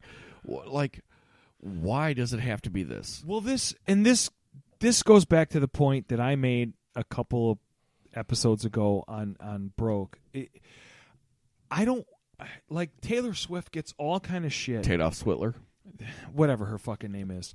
She gets all kind of shit for Tadoff Switler. Yeah. One of the podcasts I listened to is called It's All Broke. And the dude one of the dudes just One hates. of the podcasts you listen to is called It's All No, Broke. no, I'm sorry. That would be my yeah, podcast. No. Hollywood Babylon. It's one of the Kevin Smith podcasts. Yeah. And Ralph Garman, who is the other co-host of it, like, hates Taylor Swift. So he calls her Tadoff Switler. In the times I've been here, you have compared my podcast to Joe Rogan's podcast and Kevin Smith. Well, you're good company. Clearly have made it. We're done. I'm Drop done. the mic. Fuck y'all. I'm going home. No, but this is like the whole thing with Taylor Swift where, like, people are pissed because she won't give her political opinions on I don't give a whatever shit. the fuck. Like, really? You don't want to know what I want to know about Taylor Swift? Man. Here's the thing what I feel about Taylor Swift. Her new song is Look What You Made Me Do. I don't even like her fucking music. Well, but here's the thing. Just think about it. Look what you made me do. Right. It takes all personal responsibility out of anything that bitch does. Well, yeah. But I don't even like Taylor Swift's music, but I have to defend her on this thing because it's like, and I did this we talked about this a couple podcasts ago on Broke, but it's like, fucking A, man. Can we just enjoy shit anymore? No. Can we just fucking like shit? No. I mean, like I just want to watch a movie. I just want to fucking, I don't know, man. I want to listen to music or watch a movie or whatever. But like you said, everything has to mean something. Yeah, and it's like, look. I read an article talking about Star Wars. I read an article about the virtue signaling in The Last Jedi. Oh, fuck you. Well, fuck you. Well, it's like go fuck yourself. Go choke on a cock. Well, it's like in the last episode of Goulash, Michael was saying that like he had read somewhere where they were talking about toxic masculinity. Oh, Jesus Christ. You know what, though? How can you talk about toxic masculinity when the main protagonist of the movie is a woman? Right. Are you fucking kidding me? Yeah. She's the baddest. She's the most powerful Jedi that we've seen. She's the baddest ass of any of the fucking anything we've seen in 8 films now. Yeah. 9 if you include count Rogue One. And like, toxic masculinity. Fuck you. Yeah. Just fucking watch the movie. Seriously, can we just enjoy shit from, can we just enjoy shit? Hey, remember when we could just make fun of everybody? Remember everything when was things were okay. fun? Remember when things were fun and we could just watch movies and listen to shit and make fun of everyone and everything was cool? Jesus Christ. Yeah. August Ames. Yeah, dude. What? Like, what? When I heard about that, dude, that was just sad. Yeah. Like, I don't understand online bullying. Maybe it's because I don't go on Twitter anymore. Like, and it's sad because that's where I get my comic book news. It's where I get but I just can't. Everything is political on Twitter anymore. Right. Everything is well, I'm to blame for that part of that because no, you're really not. Well, I'm on Twitter because of the podcast. Because of the podcast, and I try to get involved in political conversations, but I don't really dude. Okay, here's my thing about social media. Can we just fucking go back to chronological? What do you mean? When I look at my timeline, can I just look at something chronologically? Yeah. Why do I have to see top stories? Motherfucker. I don't want to see top stories. If I see something and if I see It's All Broke post something, and then I see something that you posted 5 minutes ago, and then all of a sudden you see something that you posted right now. And then you see something that you posted 3 fucking weeks ago. That doesn't make any goddamn sense to me. Okay? I want to see just show me what happened in the last 5 minutes. Dude, and I'm seriously. Show me A, B, C, D. Right. I don't want to see A, F, L, M, Q, R, F. Go fuck yourself, okay? Why can't... Look, Twitter. All right, Twitter. Well, good luck with... I know you're not luck listening. making waves with Twitter, but... Why? In case you missed it, I didn't miss it. You know why I didn't miss it? Because I haven't logged in months. I'll go on every now and again, and it's a fucking wasteland. Yeah. It's a fucking wasteland. And it's because I can't follow a goddamn story. If I want to follow something chronologically... Ruben is throwing things. Yeah, I am. Now we're pissed.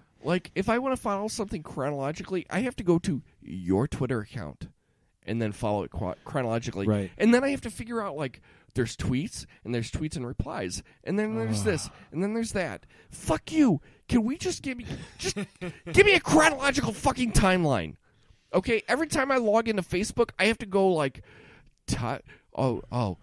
top hits. Fuck you. Give me chronological. Give me most recent so I can fucking scroll through it. I can see a logical fucking timeline of shit. I work linearly. God damn it.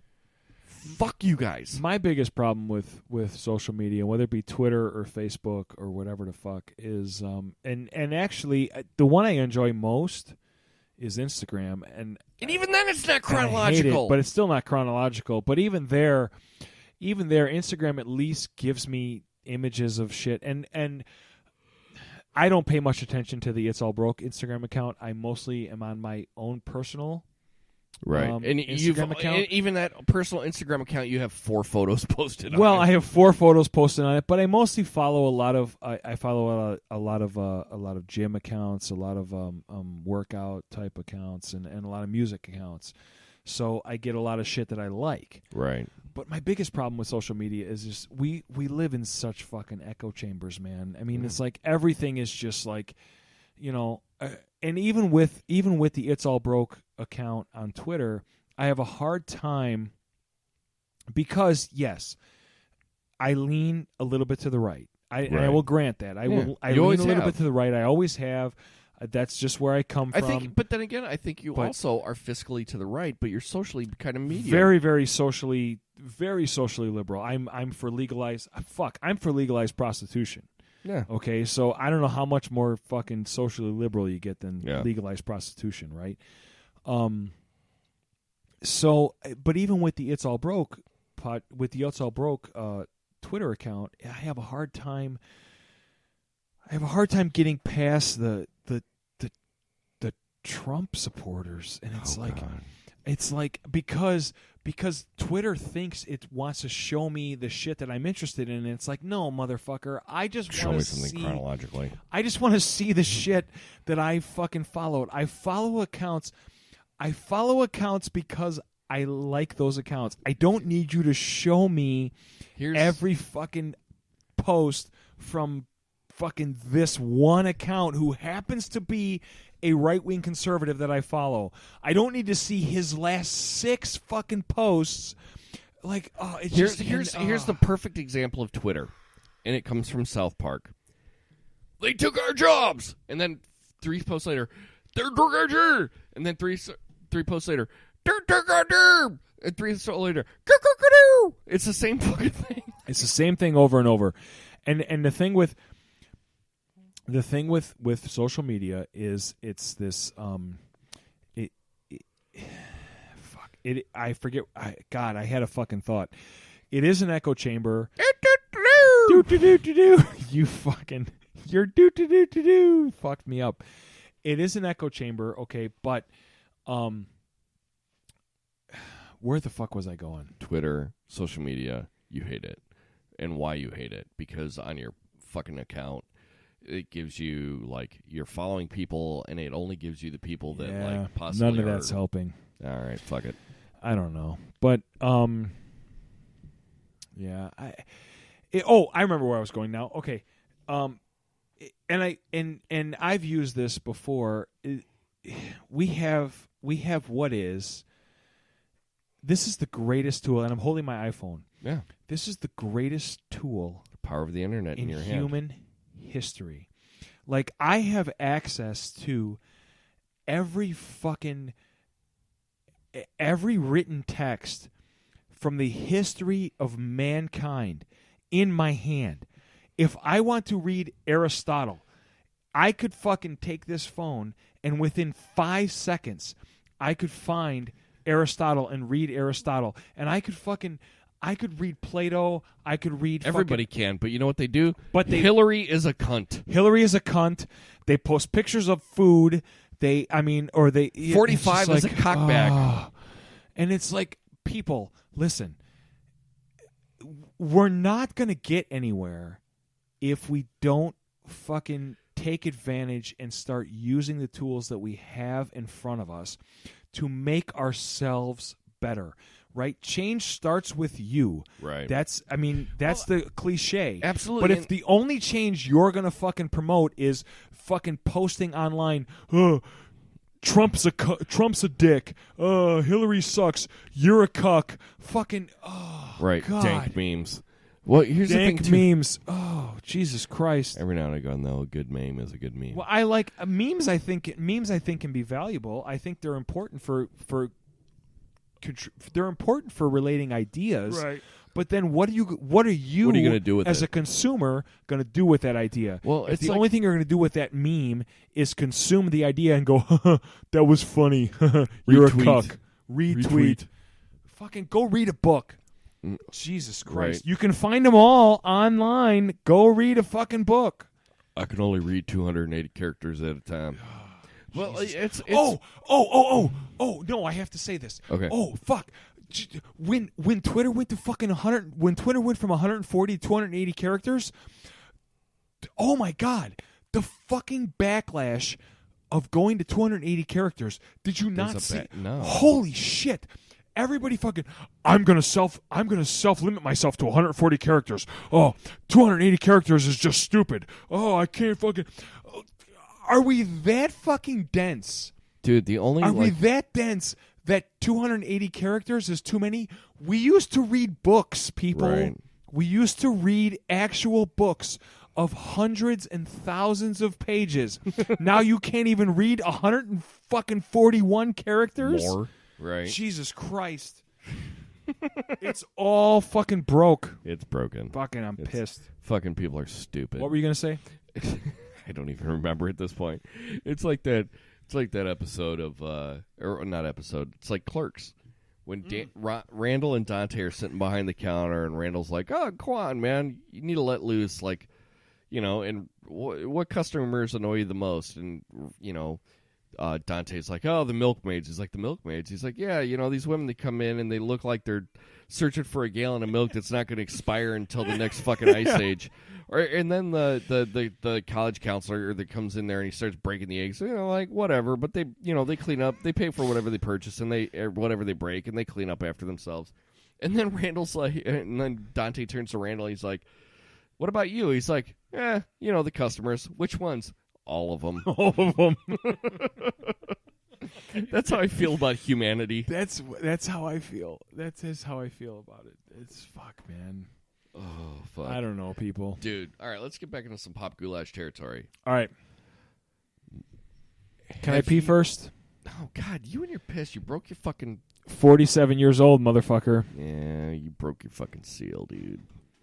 So, all right, we pissed, and now we're back, and I'm drinking a Galaxy Hero. Galaxy Hero. Dude, I've got half of my Galaxy Hero left. I gotta go Christmas shopping tomorrow. I haven't done shit. Dude, I do all my shopping online. Fuck that. I'm never going into a brick and mortar store ever again. Dude, why bother? Dude, maybe it's because I know somebody who owns a brick and mortar. Okay. Steve at Kiss the Sky. Yes, right. Okay, by brick and mortar I mean fucking Target, fucking Meijer, whatever the fuck they are. I'm never going to any of those fucking stores ever again. But I'll go into a fucking Kiss the Sky or some smaller store. I really haven't had much of an opportunity to do even like online shopping. I've been so busy with work. Like work has been kicking my ass the last couple months, the last month or so. But a rough week. Yeah. So, dude, have you been?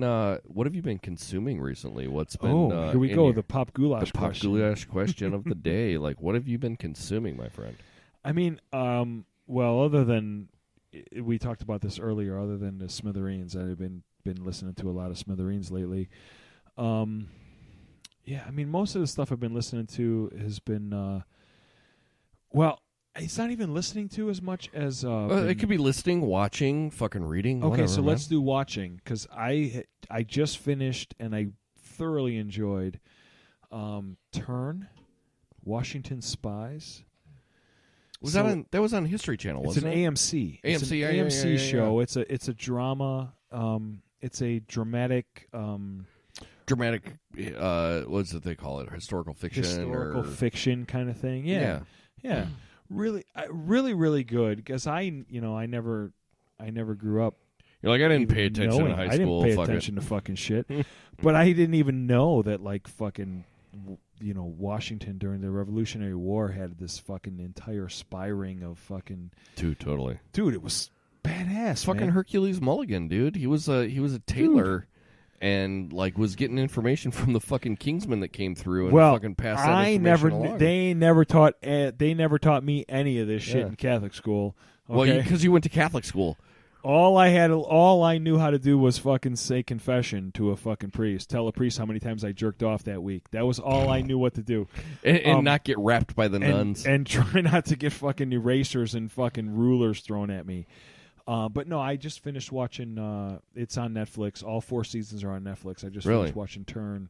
Nice. It's really fucking cool, man. It's a good show. A lot of it is a lot of it is made up fucking. He never cuts out a cherry tree. Shit, but it's cool. It's good shit. Yeah. But I don't. Other than that, I'm going to start the hashtag in January. For brokers, I'm going to start the hashtag Action January. Okay. I have decided that over the month of January, I'm going to watch... I was going to say originally it's 1 per day, but I'm going to revise that to be 31 action movies in 31 days in January. That's It's aggressive, I know. Aggressive, yes. But there are ambitious at least as well. Ambitious. There are at least 6 Steven Seagal movies on Netflix, which I think I could get through in a few hours. Right. God, if you can. I feel like here's why. So here's why I'm going to do this because. Are you raising money for a charity? Because this seems No. like it should be a charity. No, event. but it should be. And if there are any charities, specifically if the JDRF is listening. What is the JDRF? The Juvenile Diabetes Research Foundation, Right. Of course, with Allison being yes, type 1 diabetic. Yes. If the JDRF is listening and you would like, we would like to make this some sort of charitable thing, I'm perfectly willing to do that.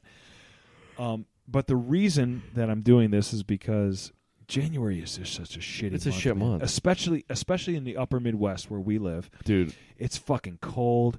There's no vacation days. There's no holidays. It's just You got King Day. brutal. You got Martin Luther King Day and you got President's Day, so you get maybe one day off or whatever. We get 2. King Day at work. Okay. That's about it. But I'm actually spending... It's fucking brutal, man. Yeah. It's just a brutal month. It's going to be fucking cold, and it comes right off of the holidays where it's like everything is a little bit more depressing because it's right off of the holidays. Well, so I'm going to watch all these fucking action movies over a month, and I'm going to watch fucking shitty action movies like Midnight Meat Train. Dude, I have fucking I don't know if you've seen Raise. So I watched like the first 20 minutes of a movie called Raise, which has Zoe Bell in it.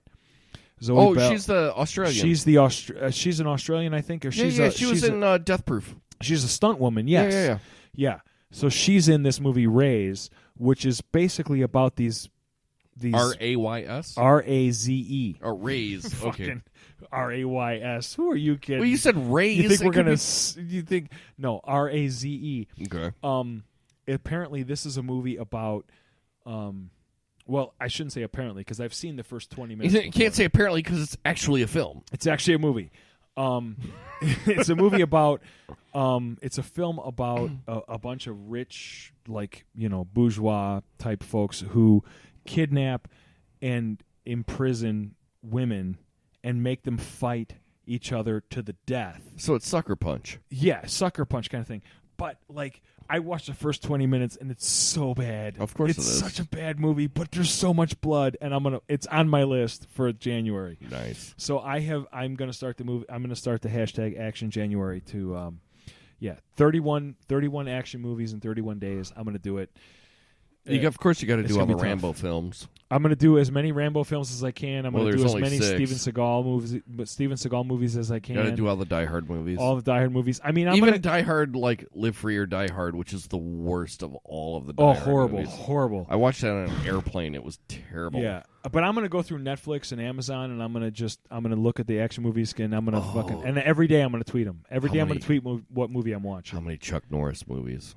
Oh, dude. You could watch the entirety of Walker, Texas Ranger. Yeah, you probably could. Yeah. Well, and just watch him roundhouse kick bitches in the face, dude. Chuck Norris, but you got to admit, Chuck Norris's cameos in Expendables 2 is the fucking best. I think I own it, but I don't know if I've watched it. Okay, you have to watch it. Dude, you know what I just purchased recently is Road Warrior. Oh, the follow-up to Mad Mad Max. Yeah. Yeah, okay. It was on sale on fucking iTunes for like $4 or $6 or something. That's before Mel Gibson started hating Jews. Yeah, well, or whatever the fuck he... did he hate Jews? Is that who he hated? Yeah, he always hated Jews. He hates everybody. No, it was before he was like sweet tits and whatever. Whatever it is. Yeah. But yeah, no. I keep waiting for Thunderdome to go on sale, though. That's the one that I grew up with Tina Turner. Yeah, I grew up with Road Warrior. Yeah, so for me it was. Dude, yeah. have you seen Fury Road with Charlize Theron and what's his name? I think I've seen it. Dude, that movie's incredible. Because it's on Netflix. I think I've seen it. I don't know if it is. Maybe I haven't. No, it's the one with who was the guy? He played Bane in the last Batman movie. Oh God. I know who you're talking about. Tom Hardy. Tom Hardy. Yeah. Dude, it's like a 2.5 hour, or it's like a 2 hour chase movie. Really? Through the desert. Oh, it's so fucking badass. Oh, that I'll have to watch. Then. Dude, it's so good. If you want to watch I love that shit, man. Dude, if you want to watch a good action movie, like that got nominated for like 8 Oscars. My favorite movies, without question, are fucking the action blowing shit up type crazy ridiculous movies and all the heist movies. Yeah. Right? Dude, the Italian Job, Heat, dude, Heat was Ocean's, so good. Ocean's 11. I mean, I love those movies. Dude, I'm actually curious. Heat was so good. I'm actually even curious to see Ocean's 8. What is Ocean's 8? It's basically Ocean's 11, but with women. Oh, I didn't even know that was out. Yeah, it's not out yet, but it's coming out. out. Okay, but it's got Sandra Bullock in it, and I'll see her in anything. I'll watch Sandra Bullock in anything. I think she's great. Yeah, well, I mean, there's that too, but she can but do she's comedy. really She good can at what do she drama. does. Dude, yeah. I mean, despite her being incredibly attractive, she's really good at what she does. Dude, you know she's over 50 now, right? Yeah, well, that's just right in my age range, man. That's right in my wheelhouse. Right. Yeah, is she over 50? She's over 50. Well, you know that Jennifer Aniston is 48 or 48 years Still old. banging, dude. Still smoking hot. Yeah. Holy shit. But like you said, like years ago, Jennifer Aniston and my wife share the same exact birthday. Really? Yeah, February 11, 1969. Wow. Yeah. 69? Yeah. Damn. Yeah. Your wife is 9 years older than I am. My wife is a year and a half older than I am. Really? I'm November of 70. Yeah. Wow. Going for the older ladies. Mm-hmm. Nice. Well, I got to make sure they're smarter than I am. Well, why do you think I married my wife? She's way smarter than I am. Like 100% smarter than I am. I'm right there with you. Like, and I don't say that, like, my wife holds a master's degree in business. I got done with my bachelor's, and I'm like, fuck it, where's beer? Like, I like that joke in the in fucking The Simpsons where, like, Homer was a football star, and, like, the fucking lead kicker gets his leg broken. He's like, oh, you can fall back on your education, and the football player's like, I majored in communications. I learned nothing. Totally, dude. Totally. Oh, shit. Oh, man. Dude, were you ever a Beck fan?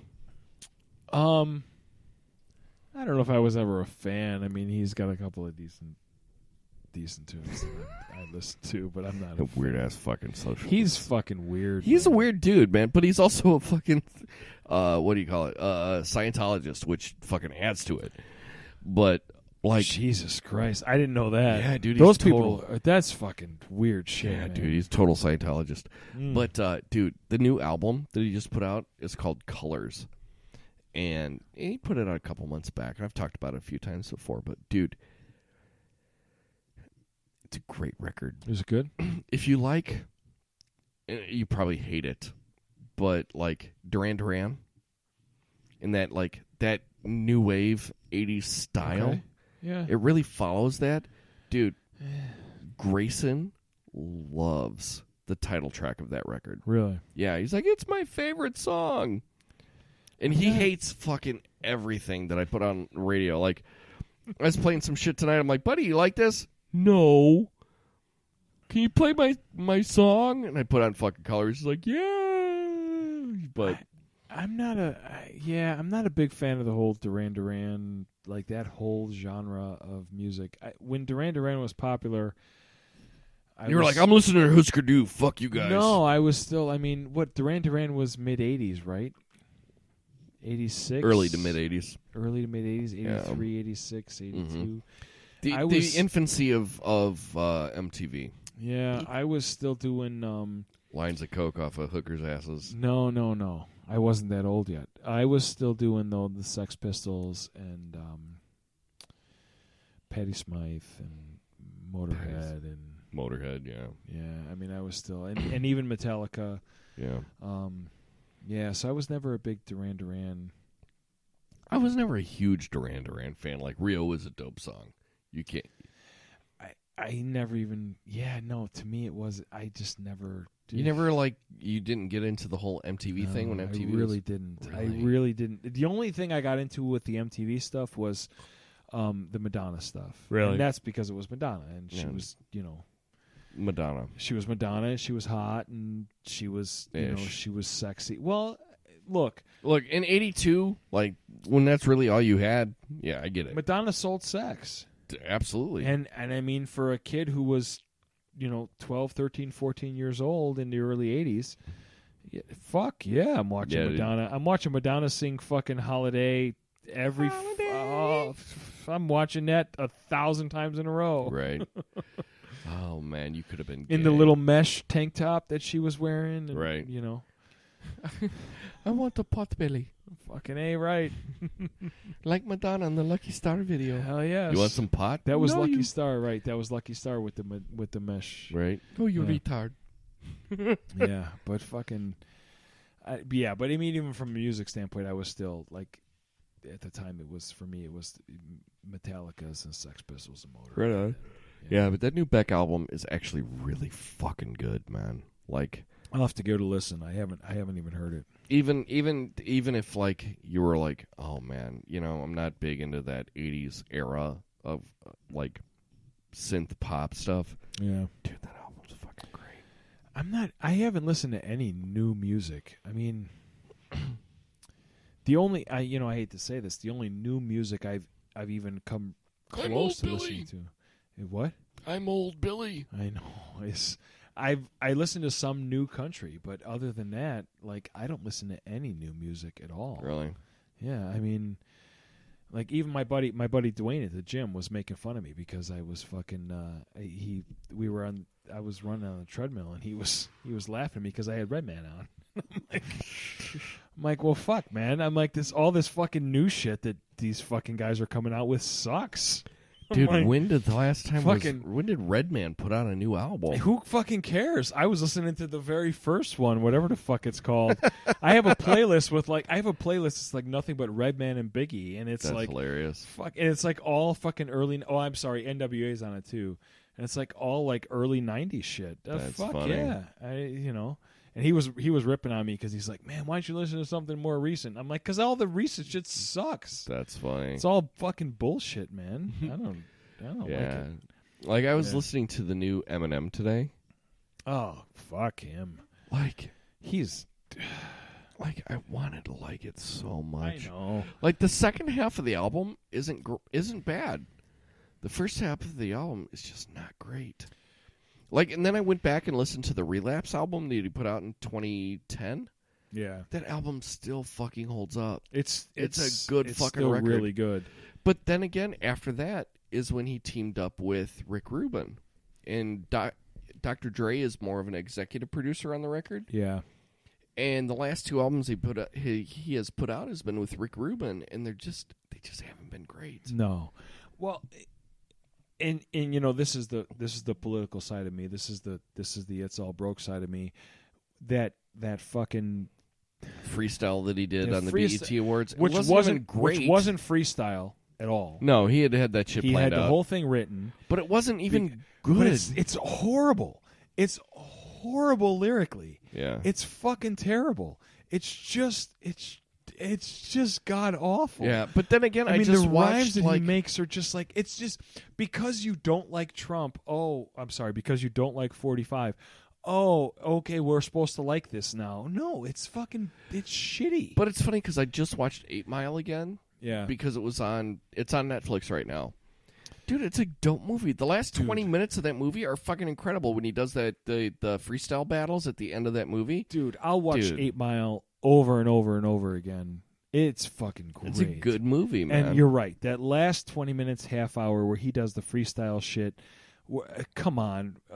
Right. And even the soundtrack of that, right? Run Rabbit Run is on there, and fucking, oh my God, come on, man. Fucking, that was Eminem at his prime, man. That's great shit. Yeah, dude. Great. The shit that this freestyle shit that he did against 45, and I'll be nice for the poppers. This freestyle shit.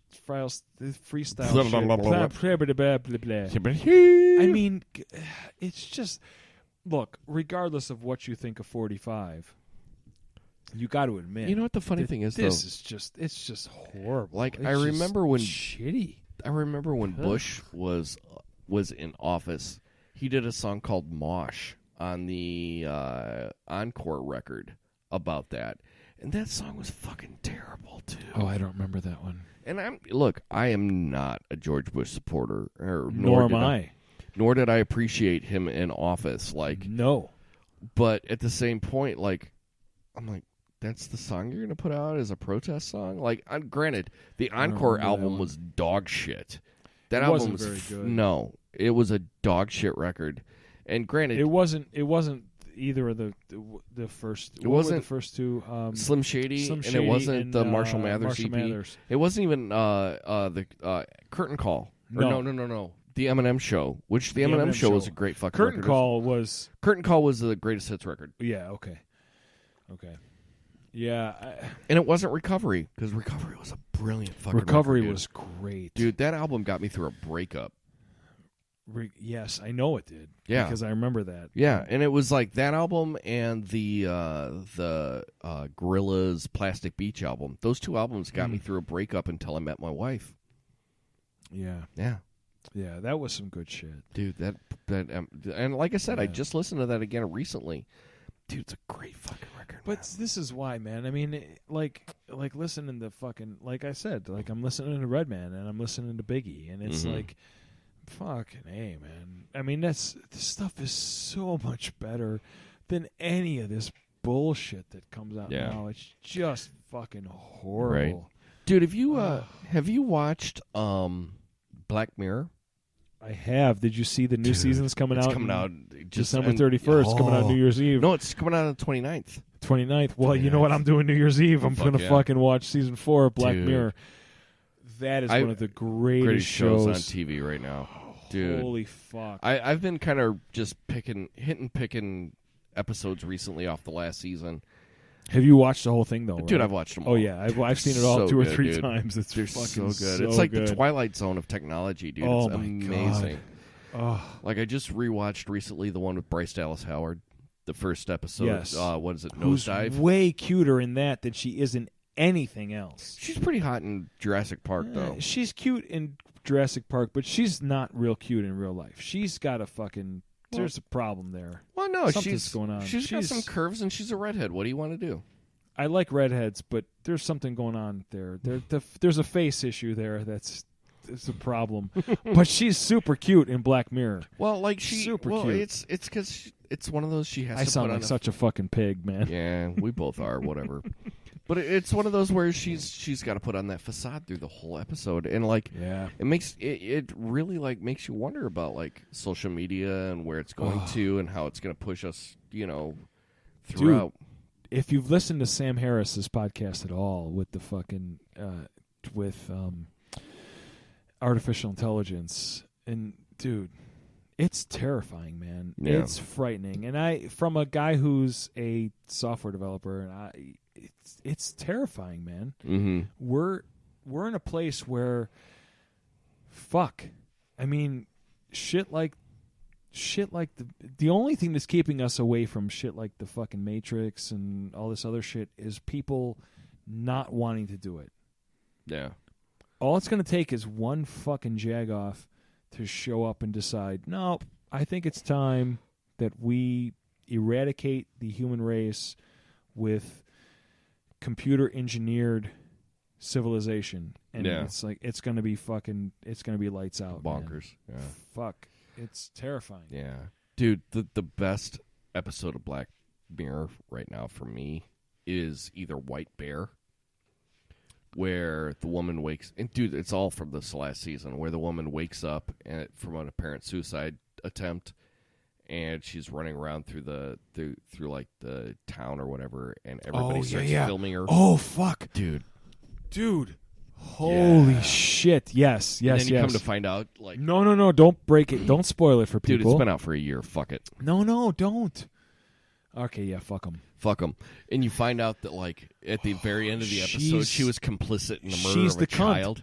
You find out she's the cunt. Oh, my God. Like, you sympathize with her through the entire episode until the very end, and you're like, fuck that bitch. Right. Which is such a mirror. Yeah. For Black mirror. no pun intended. It's such a mirror of what's happening with social media. Yeah. Right. You get this this incredible way. Is what you're seeing on social media the reality? Is what you're seeing when you hear this story and you see this story and everybody posts this thing about whatever this and that blah blah blah? Is that the reality, or is the truth that this bitch is the cunt? Yeah, it's usually way worse. Fuck, man. And then there was the what was it, Dance Monkey, or God, what was the name of the episode? I can't remember, but it was the one where, like, at the very beginning of the episode, you see the guy and he's working at some fast food job, and then he comes home. Oh yeah, and then like you realize he's gonna jerk off, right? And then all of a sudden he gets the notice that pops up on his laptop, like, we saw what you did. We saw what you did. And then, like, they put him on some fucking, like, wild goose chase. Right. With, he has to ride the fucking bike up to the fucking roof and shit. He's got to do all deliver this the crazy shit. Yeah. And then you find out at the very end he was jerking off to child porn. Yeah. And, like... Yeah. Again. Yeah. You feel good for you feel like, oh my God, come on. Like, I feel sympathy for this kid having to go through all this bullshit. And then all at the very end, that twist that fucking... The twist that just fucking hits you in the fucking gut, and you're like, oh my God, you're the dickhead. Yeah. All this time, I thought you were the decent guy who was getting fucked over. Right. And now I realize...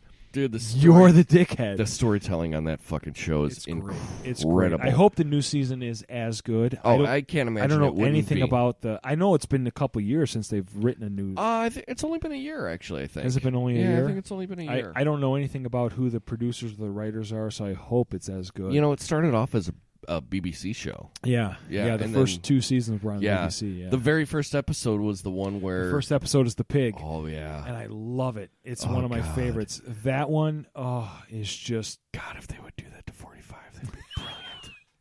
Okay, what has he done, though? We talked about this. What has he done? I just don't like the guy. Fuck him. He's a dick. He's a dickhead. dickhead. Like you said, why don't you guys just admit you don't like the guy? I don't like him. I've never liked him. No, he's an asshole. He's an asshole, but I just... Yeah. Like, you can't run on a platform of family values when you've been divorced twice. Well, I don't think he ever ran on a platform. Dude, he ran with the Republican Party. That's the party of family values. It's the party of... Andrew Klavan likes to say that the Democratic Party is the party of evil and the Republican Party is the party of stupid. I don't think the Republican Party has any more family values than anybody else. I just think they're too stupid to realize that Republicans have no family values. Right. I mean, fucking Republicans just put up the dickhead in fucking Alabama. That, like... Well, he might have been fucking a 14-year-old, but, I mean, hell, if there's grass on the field, he might as well play. And like, at least he wasn't Hillary. I mentioned this on the last Broke podcast. Did you see his fucking tweet? The day before the election, the day before he rode up to the fucking polling center on a fucking horse, this fucking cocksucker. No, he's not a cocksucker. I'm sorry. He's a kind of a cocksucker. He's a not proverbial. He's a metaphorical cocksucker. He tweets, and I mentioned this before. He tweets, "They're afraid I'm going to bring Alabama values to Washington, D.C. No, motherfucker. They're afraid you're going to diddle their kids. Right. That's what they're afraid of. Seriously. Give me a fucking break. Look, you know what, though? He would have had a less problem in Alabama if he would just have fucked his cousin. Well, it just, I mean... Dude, you know I'm right. I know you're right. But it just goes to show, too, though, that the fact that he only lost by a couple of points. Yeah, it's crazy, isn't it? Just shows how fucked up things are. Because here's a guy who has multiple people. He was banned from a fucking mall. Right. Hey, look. And he's only loses by a couple of points. Look. And it's arguable that the Democrats brought people in from fucking Mississippi to vote against him. Yeah. Like, this is what you had to do to beat a guy who is a fucking... Who is a pedophile. I mean, Jesus Christ. 8-year-olds, Or dude. accused pedophile. Look. I don't want to get sued. Here's the thing. He was disbarred. Right? As a judge. And he still ran as Judge Roy Moore. Go fuck yourself. You're not a judge. You got disbarred. Listen, I don't care because he hates them gays. Right? He hates them gays. He hates them gays peoples. And them liberal fags. Them liberals fags and Benghazi. Benghazi. I mean, Jesus Christ. Oh, my God. Like, I can't. I'm so glad. Look, you could have put Bugs Bunny. If Bugs Bunny would have beat him, I would have been satisfied. Roy Moore thinks that being gay should be illegal. Not that gay marriage should be illegal. Just gay. Roy Moore thinks that being gay should be illegal. This is a guy who, after being an accused pedophile, only lost by a couple of points in Alabama. Which tells me that he's sucking dick behind closed doors somewhere. Well, they're all sucking dick behind closed doors somewhere. Have you not heard about the Franklin conspiracy? No. This might be a topic for another podcast because it's way longer than we probably have left. But the Franklin conspiracy is something that you probably need to look into. It's wait, is that one of the Alex Jones shit? Where he was talking about Obama, like with the hot dogs and the pizza? No. But so I'm going to, full disclosure, I'm going to admit that there's no conspiracy that I'm not at least willing to give lip service to, because once you know... Yeah, because we haven't even talked about UFOs yet. No, we haven't talked about UFOs yet.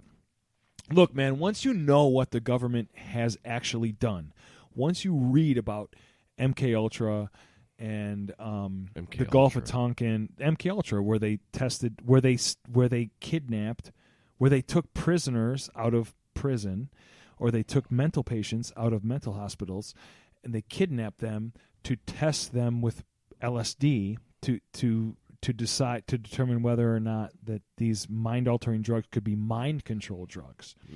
Right? Just once you know about... See, when you said that, I automatically went to American Ultra, the movie with...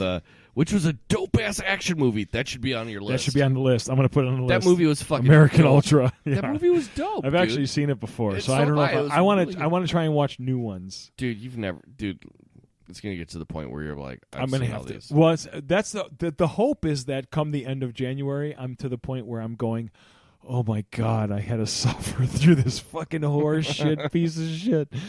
But once you learn about MKUltra or Operation Northwoods.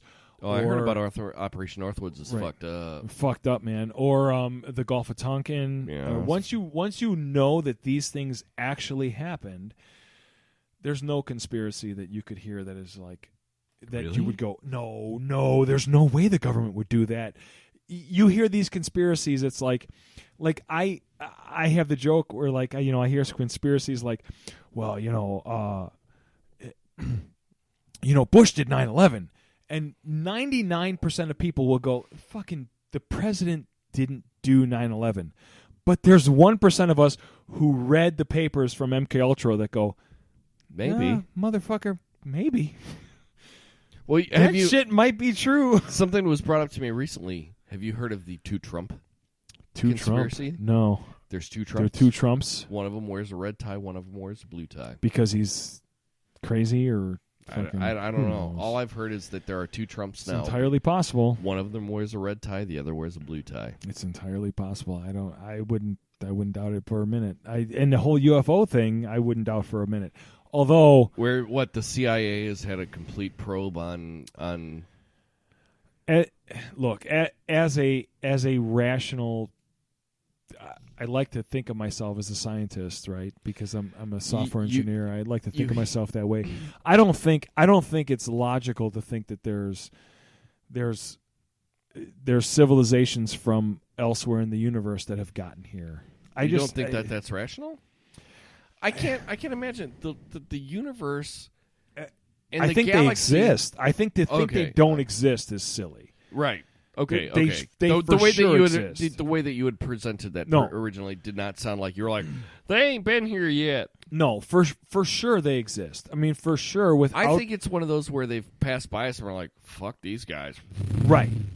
I think, and I go along with, and I think it was Neil deGrasse Tyson who said something along the lines of, and I'm totally paraphrasing what his because he's way smarter than both he's of us put way together. Like fucking With like the 5 people that are in my house right now, he's way smarter Right. than all 5 But- of us put together. His point was any civilization in the universe that could either travel to or listen to our civilization on Earth is not going to be interested Right. in us. They're just not. We can't get past we can't even get to fucking Mars. Right. And we're talking about, is there going to be a civilization that's Mars, bitches. right? Is there going to be a civilization that can travel? Because we know they're fucking light years away. Yeah. We know that if there is another civilization out there, they are thousands and thousands of light years Yeah. from us. It's not like they're living on fucking Mars. At this point, or they literally Jupiter or are shit. a long time ago and far, far away. Right. So, do I think they exist? Absolutely. Do I think they're here and they visited us? Fuck no. Now, on a spiritual I plane, don't how do you give think a that? fucking frog's fat ass. What? Oh, Jesus. I'm gonna pour myself a rye. Go for it. Yeah. Spiritually, how do you think that lands? Not like Well, yeah. Being a Christian, I mean, I heard that and people would have a hard time telling that I'm a Christian because I say fuck so much. But that's dude, just that's why I because- love the Glorious Bastards. That's just because you motherfuckers have Christian as some sort of, oh, you're a Christian, you don't swear. Fuck off. See, that's why I enjoy the Inglorious Bastards so yeah, much. I do too. I because, actually like their podcast a lot. Like, honestly, like I even tweeted at them one point, and I think that they even read it on the air. It's like you guys make me realize that it's okay that I say fuck, and I'm still consider myself Yeah. to be a Christian. Oh yeah. But at this point, I'm wondering if I'm just a deist at this point. Like, yeah, there is a God, and he spin us in motion, and he walked the fuck away, and he doesn't give a shit anymore. I'm not at that point. I'm not at that point. I can't, and I don't think you're at that point either, but I'm not at that point. I can't. I think there's a purpose to what we're doing. I think there's some sort of. I mean, even to that point, like if, and we're going back into broken territory again. Uh-oh. So, the conservative Christian base, who 80% of them voted for 45, are super stoked about the Jerusalem thing. I don't even understand this. So, they're super stoked about the Jerusalem thing, which means that, this is going to be a 4-hour podcast. we're already at 3 hours right now. Jesus Christ. So they're at the point where they're super stoked that Trump has done that, or 45 has done this, and they're like, oh, it's just going to usher in the rapture. the rapture and the revelation. Fucking balls. So that means that they're stoked that they just elected, or that they have elected in the Antichrist. They're stoked that they elected the Antichrist. Let me say that again. The Christians are stoked that they elected the Antichrist. I can't even believe. And I read Revelation. I've read the whole Left Behind series. I literally have read the whole Left Behind series. You wasted your time. It was entertaining. I Probably, read but- at some point. I think I started reading them ironically. Right. I can't even believe that there is a significant portion of the evangelical Christian population that embraces this left behind rapture, restoration of Israel type theology, eschatology. It's just so terribly, terribly wrong. Yeah. It's just so grossly wrong. Never mind the fact that it was never even thought of. It was never even an idea until the 1820s and the 1830s when the Christadelphians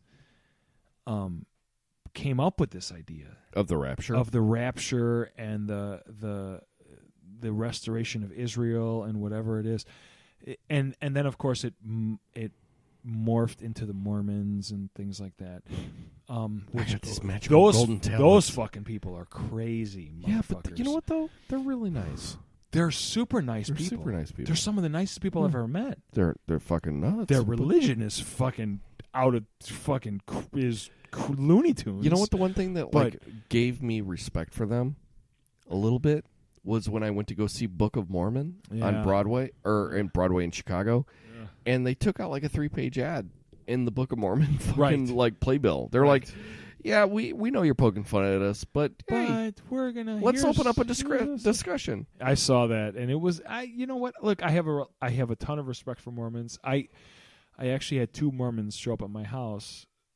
This was a few years ago. This was this is probably like 5-8 years ago now, and they showed up and they wanted to do the whole preaching thing to me, and I'm like, okay, and can we look, Elder Bob? Well, and they said, and they were like 19-year-old kids who were elders. Look, Elder Tyler. Right. I'm like, Elder Chad. Elder Chad and Tyler.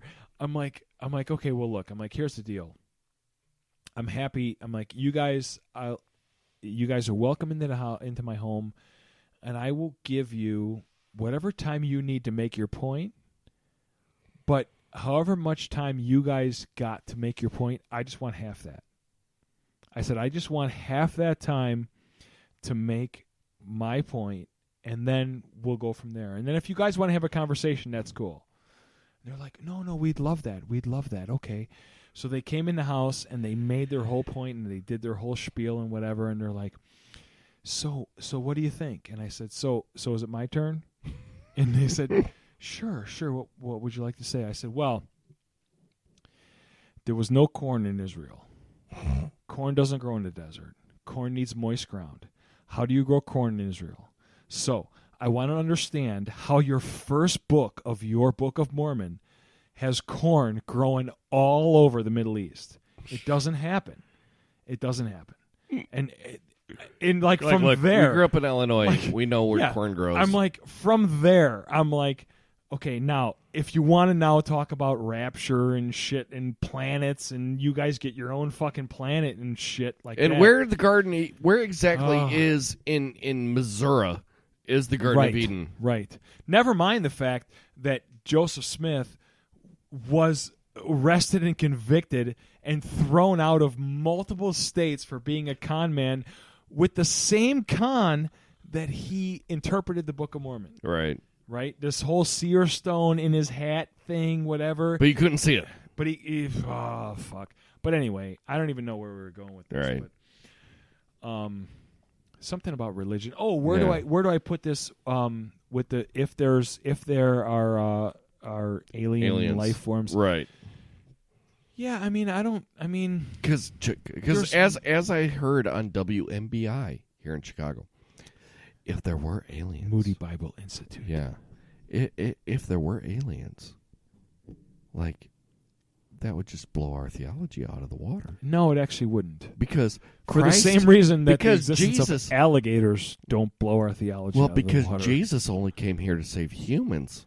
Right. Like I said, for the same reason that the existence of alligators don't blow things out of the water, the existence of other life forms don't blow things out of the water. I don't think the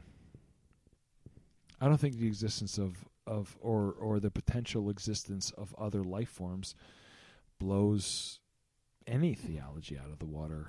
I mean, if you believe that human beings, that mankind, what is it, Cro-Magnon, right? From Cro-Magnon forward. Sure. If you believe that from Cro-Magnon forward, we have been made in the image of God with a spirit and with a soul. And now, y'all talk about evolution. I don't know about believing all that. Yeah. Look, I didn't come from no monkey. Yeah, actually. Yeah, you kind of did. You kind of did. Well, if we came from monkeys, why is they still monkeys? Well, they're different. They're different kinds of monkeys. It's a different species.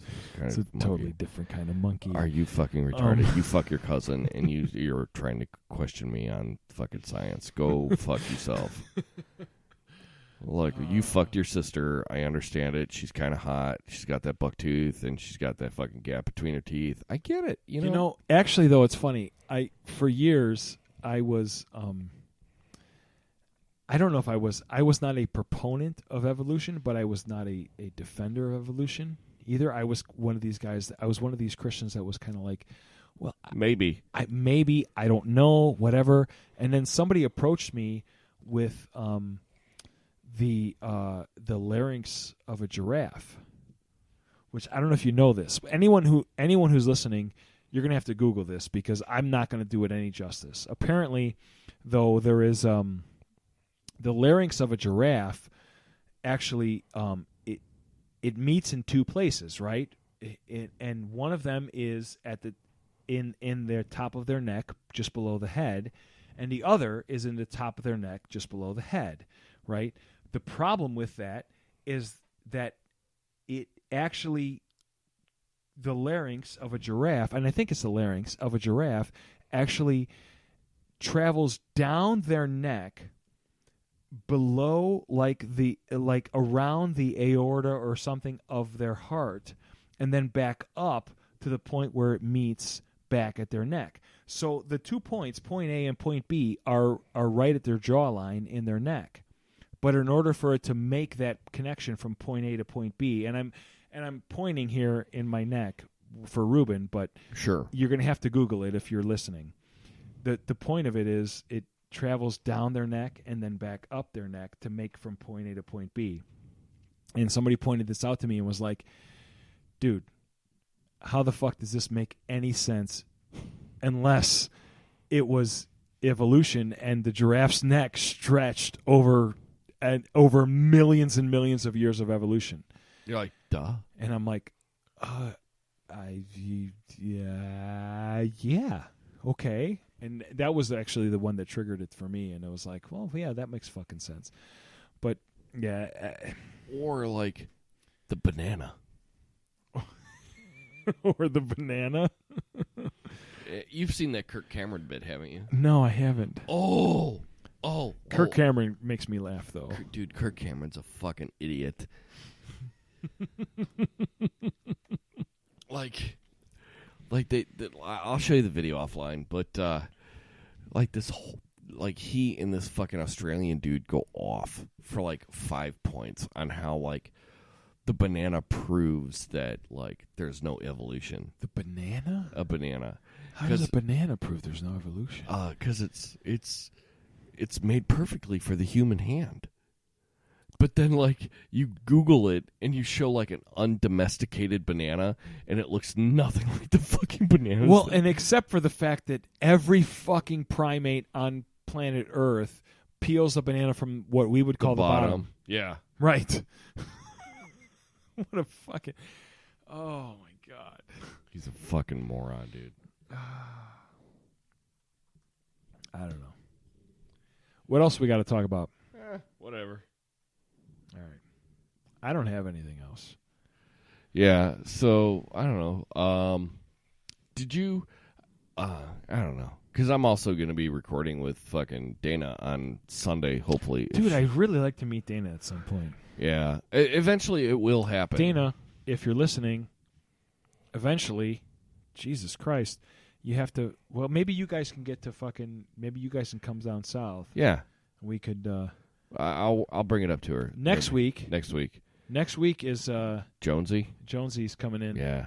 That'll be dope, man. I haven't seen Jonesy in like a couple years. All right. Yeah. Here, hold on. I'm going to turn this to you. Let's see if we can get this to play through. What is this? All right, here we go.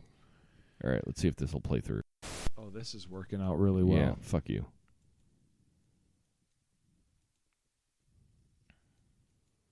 All right, play, bitch.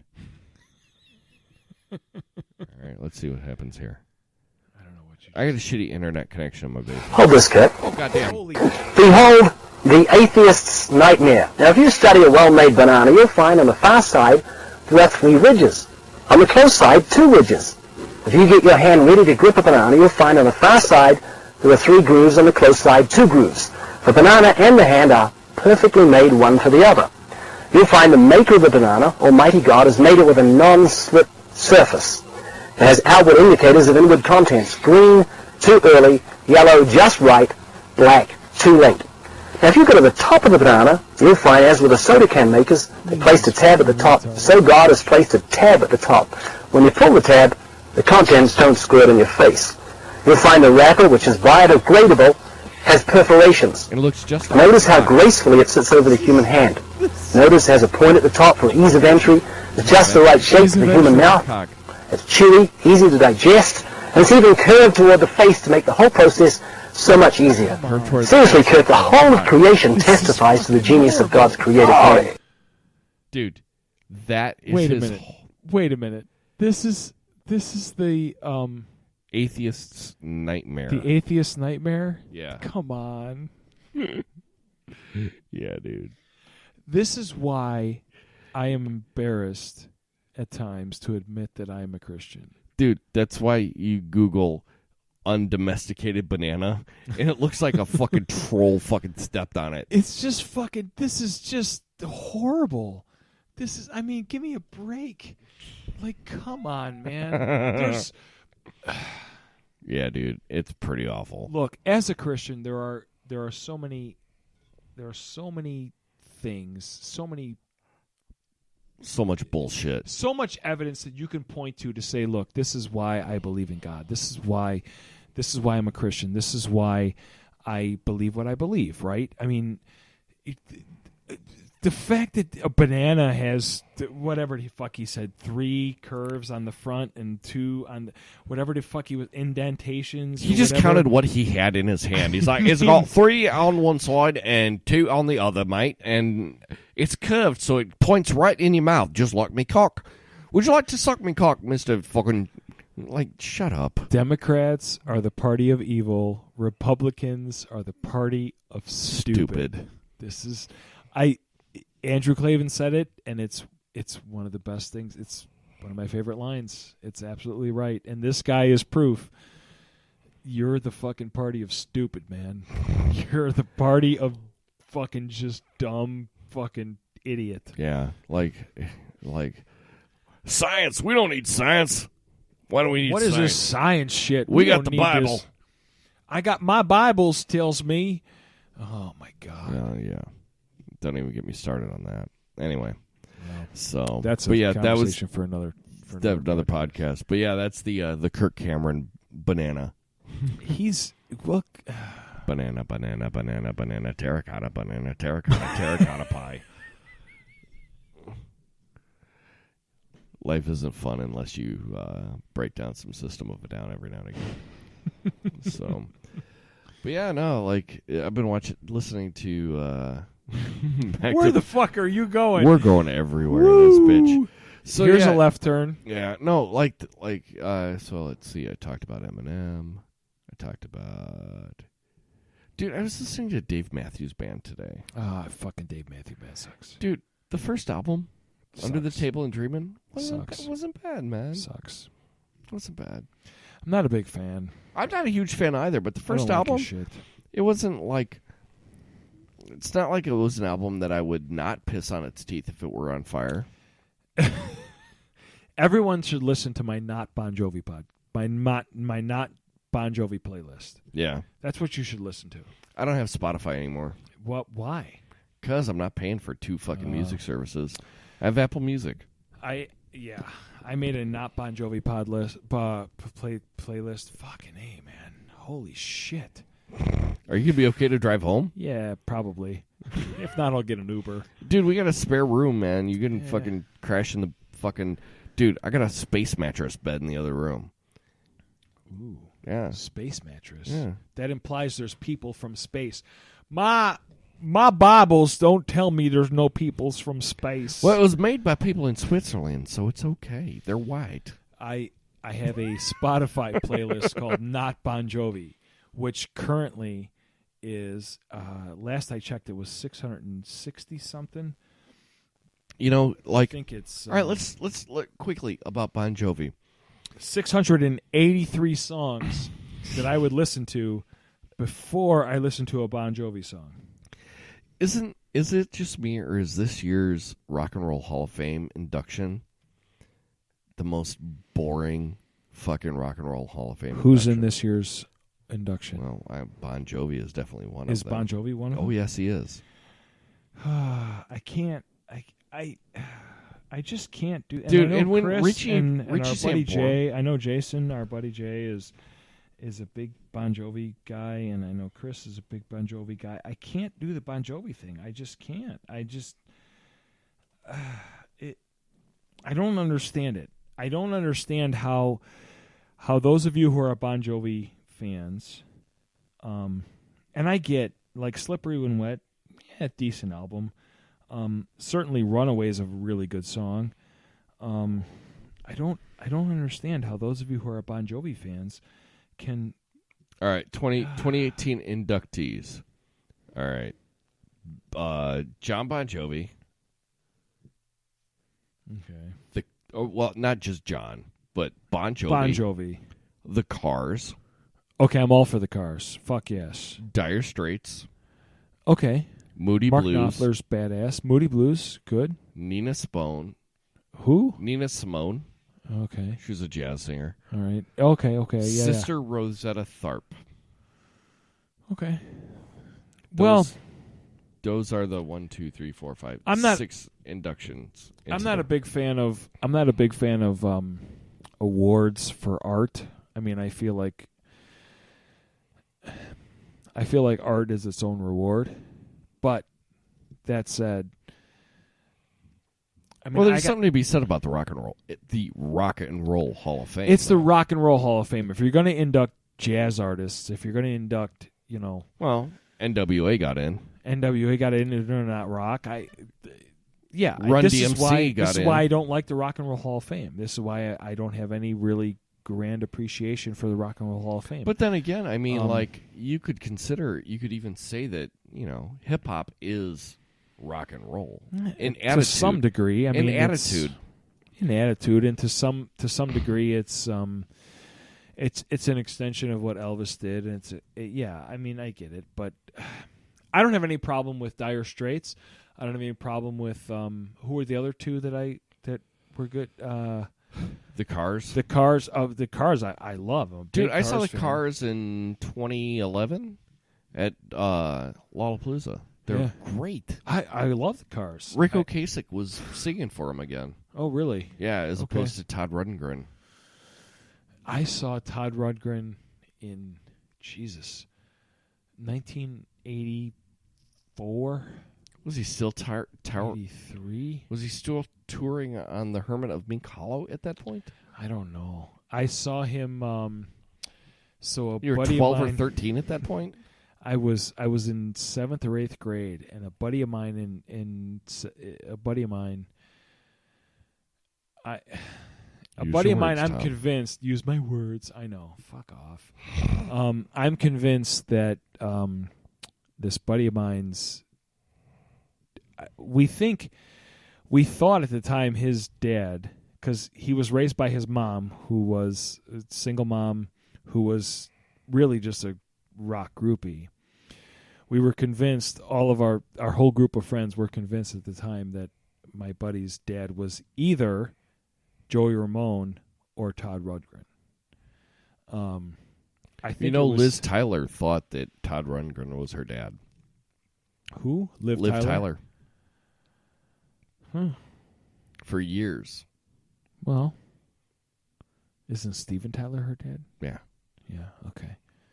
Well, she didn't go by Tyler for years. Right, I know. She did. Well, my buddy didn't go, and I'm not going to use his name at all because I don't want to call him out. His name was Bobby Ramone. We'll call him Joe. We'll call him Joey Ramone. No, I'm pretty sure his dad was Joey Ramone. But just based on what he told me and was shit he like tall, that, but lanky, and ugly? No, but he was ugly. But and dude, I'm sorry if you're hearing this, man, and you know who you are, and I'm really sorry if you're hearing this. But you were an ugly dude, and you're still an ugly dude. But so fuck you, bitch. Shit. But no, we saw Todd Rundgren, and I got backstage for Todd Rundgren. Really? Yeah, in like '84 or whatever. Or maybe it was later than that. But he played. All I remember was he played. I don't want to work. I just want to bang on the drum all day. Yeah, that's all I remember of that show. The Man Cow Friday song. Yeah, the man. Yeah, right. And it was before that. It was the Brandmeier. Johnny Brandmeier did it. The Jonathan Brandmeier. Yeah. Proving once again, Man Cow sucks. Proving once again that Man Cow was nothing but a fucking cheap knockoff of Howard Jonathan Stern Brandmeier. and Jonathan Brandmeier. Right. Yeah. Fucking. I hope you're listening, you fucking douche. Twat. Fucking cunt. Hi, Dana. Hi, Dana. All right, dude, let's shut this shit down. We're at 3.5 hours. Yeah, we got to shut this shit down because I got to go home. Yeah, it's 1:40 in the morning. Holy fuck. Yeah, I got to be at the gym at 7 a.m. No, you don't. That ain't happening. You don't have to be anywhere. No, I have to. When it comes to the gym, I have to. No. You want to be there. Sorry, I want to. You don't have to be there. All right. So who's closing first? I'll close. I'll close first, and then you close your shit. Word. So we're going to close this shit out. I am Tom from It's All Broke. You can find us at fucking Facebook, Instagram, Twitter. The handle's It's All Broke. Give us a call at 815-6-BROKE-0. I don't know the fucking number. Don't ask me. That's what it is. 815-6-BROKE-0. It's All Broke on Instagram, podcast, fucking iTunes, shit, whatever. Yeah. And we're normally more political. For those of you who are poppers, we're normally more political. If you want to get your politics on, if you want to get angry at 45, believe me, I'm all about getting angry at 45. I think fucking he's a fucking blowhard douchebag. But yeah. He was a douchebag when he was just a TV personality. Yes, he was. Yeah. So It's All Broke on iTunes. Give us a listen. I encourage you not to look at this episode as a window of what we are, but yeah, give us a listen on the next episode. Usually not so many liberal ideas. No, not so much. Not that as much as not as much as more political. But right. Yeah. So It's All Broke. Whatever. Fuck. Hey, later. Thanks. It is. And I'm Ruben with Pop Goulash. You can find us at Pop Goulash on Twitter. Facebook.com/Pop Goulash. You can also find me on Insta at Ruben. What's it? Pop_God. Blah blah blah blah blah. Yeah, dude. Fucking drunk, dude. Pop_Goulash_Ruben on Instagram. I got a fucking we. You got weed? I wish. Oh, me too. I know, man. My wife ain't down. Fuck. As long as it's illegal. Yeah, I got the same problem. Right. We need to move to California. Fuck it. Fuck yeah. But you can also Dana or Carlos, whomever I put on as our bumper. No. We have bumpers for everybody that on the podcast. I do my own bumpers. Right. So we got a bumper already recorded for Carlos and me and Dana. So whomever I decide to put up. I'm going to record a Ruben bumper. Before we leave tonight, I'm recording a Ruben bumper for It's All Broke. Right on. Just fucking write it out because I will fuck it up. Fucking A. So, yeah, the phone number's at the beginning. It's a 224 number. Just fucking go back to the beginning and fucking write it out. Leave us a voicemail. Whatever. I don't give a shit. I do give a shit. And also, rate us on the Apple Podcasts for both us and It's All Broke. That will, it'll increase us in the ratings, and it would also kind of push our fucking podcast up so more people listen to it. We want to be heard. That's the reason we do this. We're narcissists. Yes. Really, honestly, this is just a conversation that Tom and I would have had otherwise. And you're listening to it. We're 3.5 hours in of talking bullshit. Right? Most of you probably cut out like 45 minutes ago, or an hour and 45 minutes ago, or 15 minutes in. I might have to release this as 2 parts. No, fuck that. Don't be a pussy. It's going to be 1 part. Fucking A. So, but yeah, next week, Jonesy's in, and I want to get you down south. Word. To do, and we're only going to do an hour. I'm going to limit it to an hour. That's some bullshit. Okay, All right, 2 hours. Okay, I can do. We're going to limit it to 2 hours. If I'm going to drive an hour, we might as well make it at least more than my drive down. We're going to limit it to 2 hours. You and our buddy Jonesy, it's going to be fucking the shit. And it's all broke next week. Poppers, listen, fucking Ruben's going to be there talking religion and bullshit, and I don't fucking know what else. And then I'm guessing we'll probably have Jonesy and Charlie Memphis back on at some point next week as well. Anyway, fucking whatever. Be kind to one another, bitches. Later.